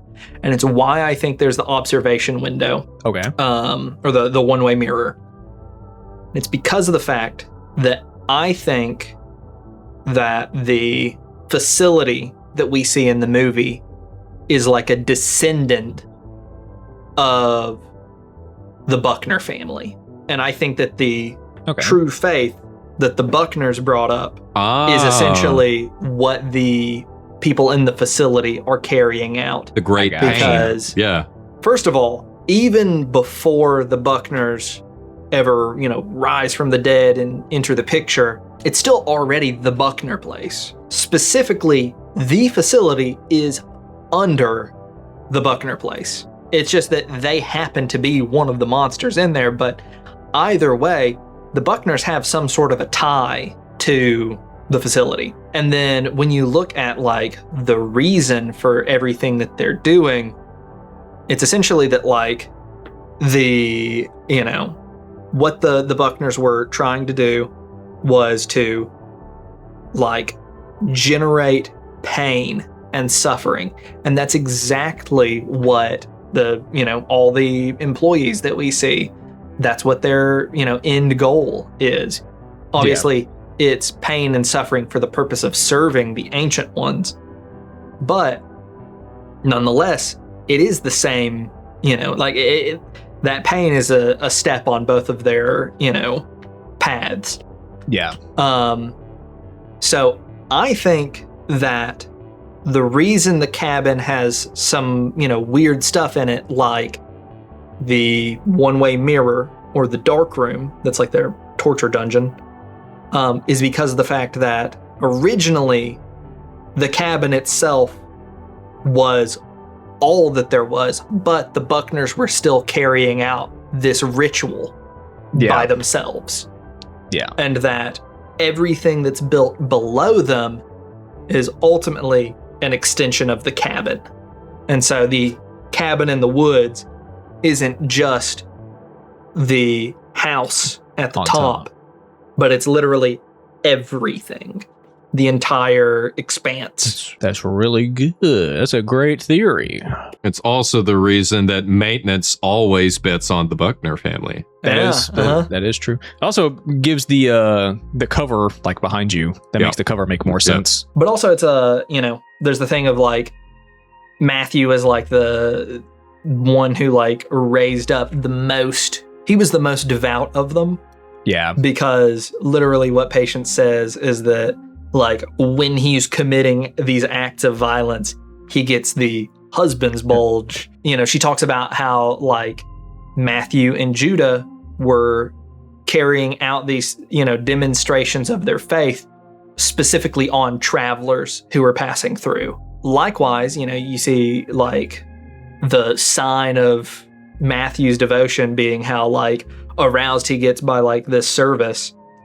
And that's really the same thing you see from Hadley and Sitterson and like kind of all the dudes in the facility where they're like about to murder this girl and they're all like, is she gonna get her boobies out? Yeah. Essentially, you've got the kind of spirit of the Buckners being passed down quite literally into, this much larger scale operation. Part of why I like that theory is because like in the past I was always like, man, of all the options that they could have gone with, why'd they go with the stupid Buckners as the one that gets so much attention? Yeah. But then like watching through it this time, I was like, actually, it kind of makes sense that it has to be them. Because they're connected. And they do have 100% kill rate, except for this one. So on one of our earlier episodes, a viewer named Captain Cademan suggested that at the end of each podcast, we give the movie ranking. We think that that's a great idea, so here's how we've decided to interpret it. From now on, every episode of Let's Split Up will conclude with us giving the story a survivability score from 1 to 100. A survivability score of 1 means that no amount of planning or luck or good decision making can save you. You will be dead by the end of the movie. On the other hand, a score of 100 means that even the worst decisions won't get you killed by the time credits roll. We'll each give our own score for the movie, average them together, and see how it stacks up against the other movies we've covered. So boys, here's your final question. Can we survive the cabin in the woods? It's gotta be, for everything that we've talked about, I think it's gonna come out to a 33% because for each of us? Well, for all the way around, because it's got to be like 1 for me, and then 1 for King, but then 100 for Crow. Yeah.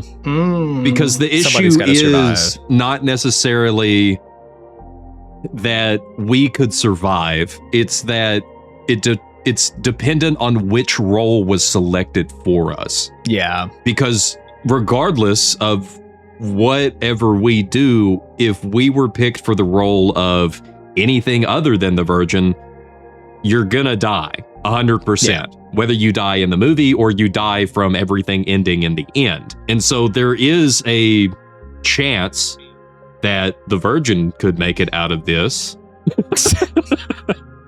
And so it's like, that's the only one that has a chance to live based on everything that happened. So like for me, I gotta give it a 1 because there's absolutely no way I'm making it out of this.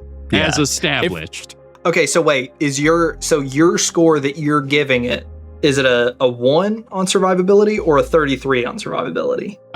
For me, that's why I said for me specifically, my it's survival. So it's not necessarily that you're saying whether or not you will survive, but it's whether all of us would. It's I know. Survivability of the movie itself. That's what I'm saying. Like, since we're splitting it 3 ways, it's got to be like a percentage. So like Okay. if we do like in the movie where there's 5 of them, if we split it 5 ways, it would be 20%. Okay, so you would go with a 20? 20 would make sense for the Okay. film, not necessarily for what we're doing. So if it plays out like it did in the movie and we fail and the gods come back, then we're dead. We're dead. Yeah. It's 0. Okay. So you're going with a 1? I'll go with a 1 because if we're dead, there's no way. There's no shot. There's no shot to win. You got killed by the gods. What's 26 divided by 3? We'll round up. We'll round up. So 100. Yeah. 100% we make it out. 26 divided by 3. I think we're dead. I think we're screwed. The movie's incredible. I think we're screwed. What is that, like an 8? Well, what'd you give it? A 5. I forgot to even explain mine. I gave it a 5 because I'm like basically pretty much the same page as King, where I'm like, yeah, you're basically guaranteed to die. But here's the reason I can't give it a 1 is because you could technically be the virgin and choose to, kill your friend, or you could just be somebody random and that could just play out,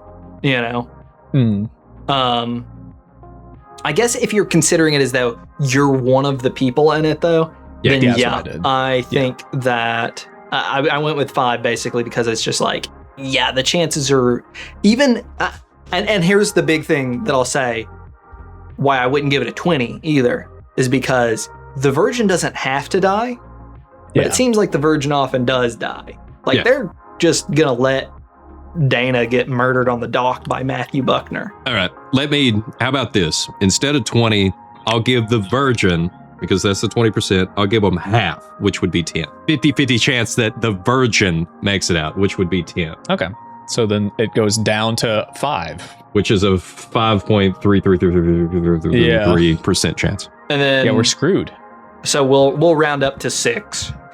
We'll just always round up. 6%. Cabin in the Woods gets a survivability score of 6, which I don't anticipate anything else beating for a while.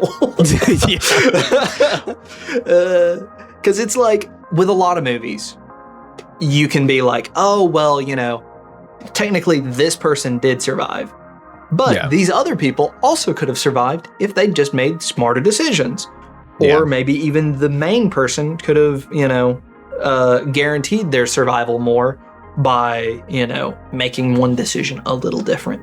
But in this one, so much of it is out of the control of the people involved that it really does result in this super low score of just being like, yeah, you're screwed, homie. They like legit force you to do things by messing with your senses and whispering. Kind of like how I forced you to talk about Go back for a shots. walk, and then tried to gaslight me. With the survivability score of 6, I think that 6. this is the first episode that we have recorded since the podcast went live. And so it's been really cool getting to see, that you guys actually have been enjoying the episodes. So far, we haven't really had a whole lot of like, oh, this thing sucks. Aside from people just being like, I hate this movie, which, that's fine. It's been very positive. It's been nice. It's okay to be wrong about things. Because we only talk about good movies so far. Every time. Just wait until Deadstream comes out. Deadstream? Yeah, dude. People are like, what the hell I is do this? anticipate that so this is, to date the episode a bit, this is after the Black Rain, before Deadstream. We'll see how you guys like that episode. I'll be honest, I think the Deadstream episode is the best one so far. I think the episode we make is really good, but the movie, a lot of people I've learned aren't really fond of the movie. They think it's really dumb. But I think that's what makes it great. They're wrong. Yep. It was great. I think it made But I've heard that as the well. episode way better. People watching this have probably already watched the Deadstream episode. If you haven't, go check it out. It's freaking dope. If we had to give a survivability score to the Deadstream video, what would you give it? Oh, I'd probably at 50%, dude. 50% you're making it out. I mean, I think before, whatever her name is, Gertrude, whatever, before you go into the house and you take down the Hamza from the wall, it's like an 80% to like maybe 95, bro. It's like that last 5% is like you could fall out the window.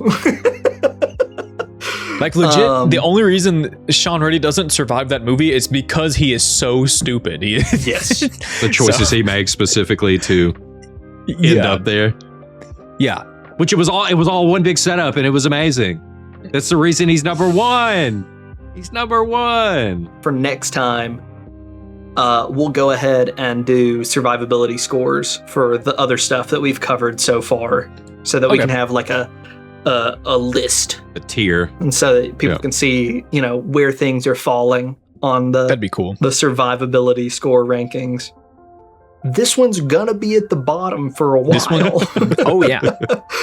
Until we talk about another world-ending event movie. Yeah. Where we surely all die. Mm-hmm. Annihilation or something like that. Yeah. A Quiet Place. Quiet Place is pretty survivable. Dude, you think A Quiet Place competes with Cabin in the Woods? You think we can be quiet? Point proven. Thank you guys very much for tuning in and checking out the episodes. It means a lot. I believe that we've got episodes on Spotify now. By the time this episode goes up, we'll have all of the current episodes on Spotify. Okay, so go check sounds out good. Spotify as well as Apple Podcasts. Yeah, we're going to try to get it on Apple Podcast. And if you have any other suggestions on where you specifically listen to podcasts, let us know and we can get them posted over there as well. For some reason, it must be way better when people listen on podcasting apps like Spotify. They listen so much longer. It is insane the amount of listening time that I have on, because I post all of my own videos on Spotify. Interesting. The average that people will listen is like, it's over an hour for like a typical video. Jesus. And so like, if I know some of the ones that I've posted that are like the 2-hour long episodes, it's like an hour and 40 minutes is the average listening time. That's crazy. So like the completion rate is insane for over there. That is nuts. So go listen to Let's Split Up for 10 hours in one day on Spotify. And until next time, let's split up.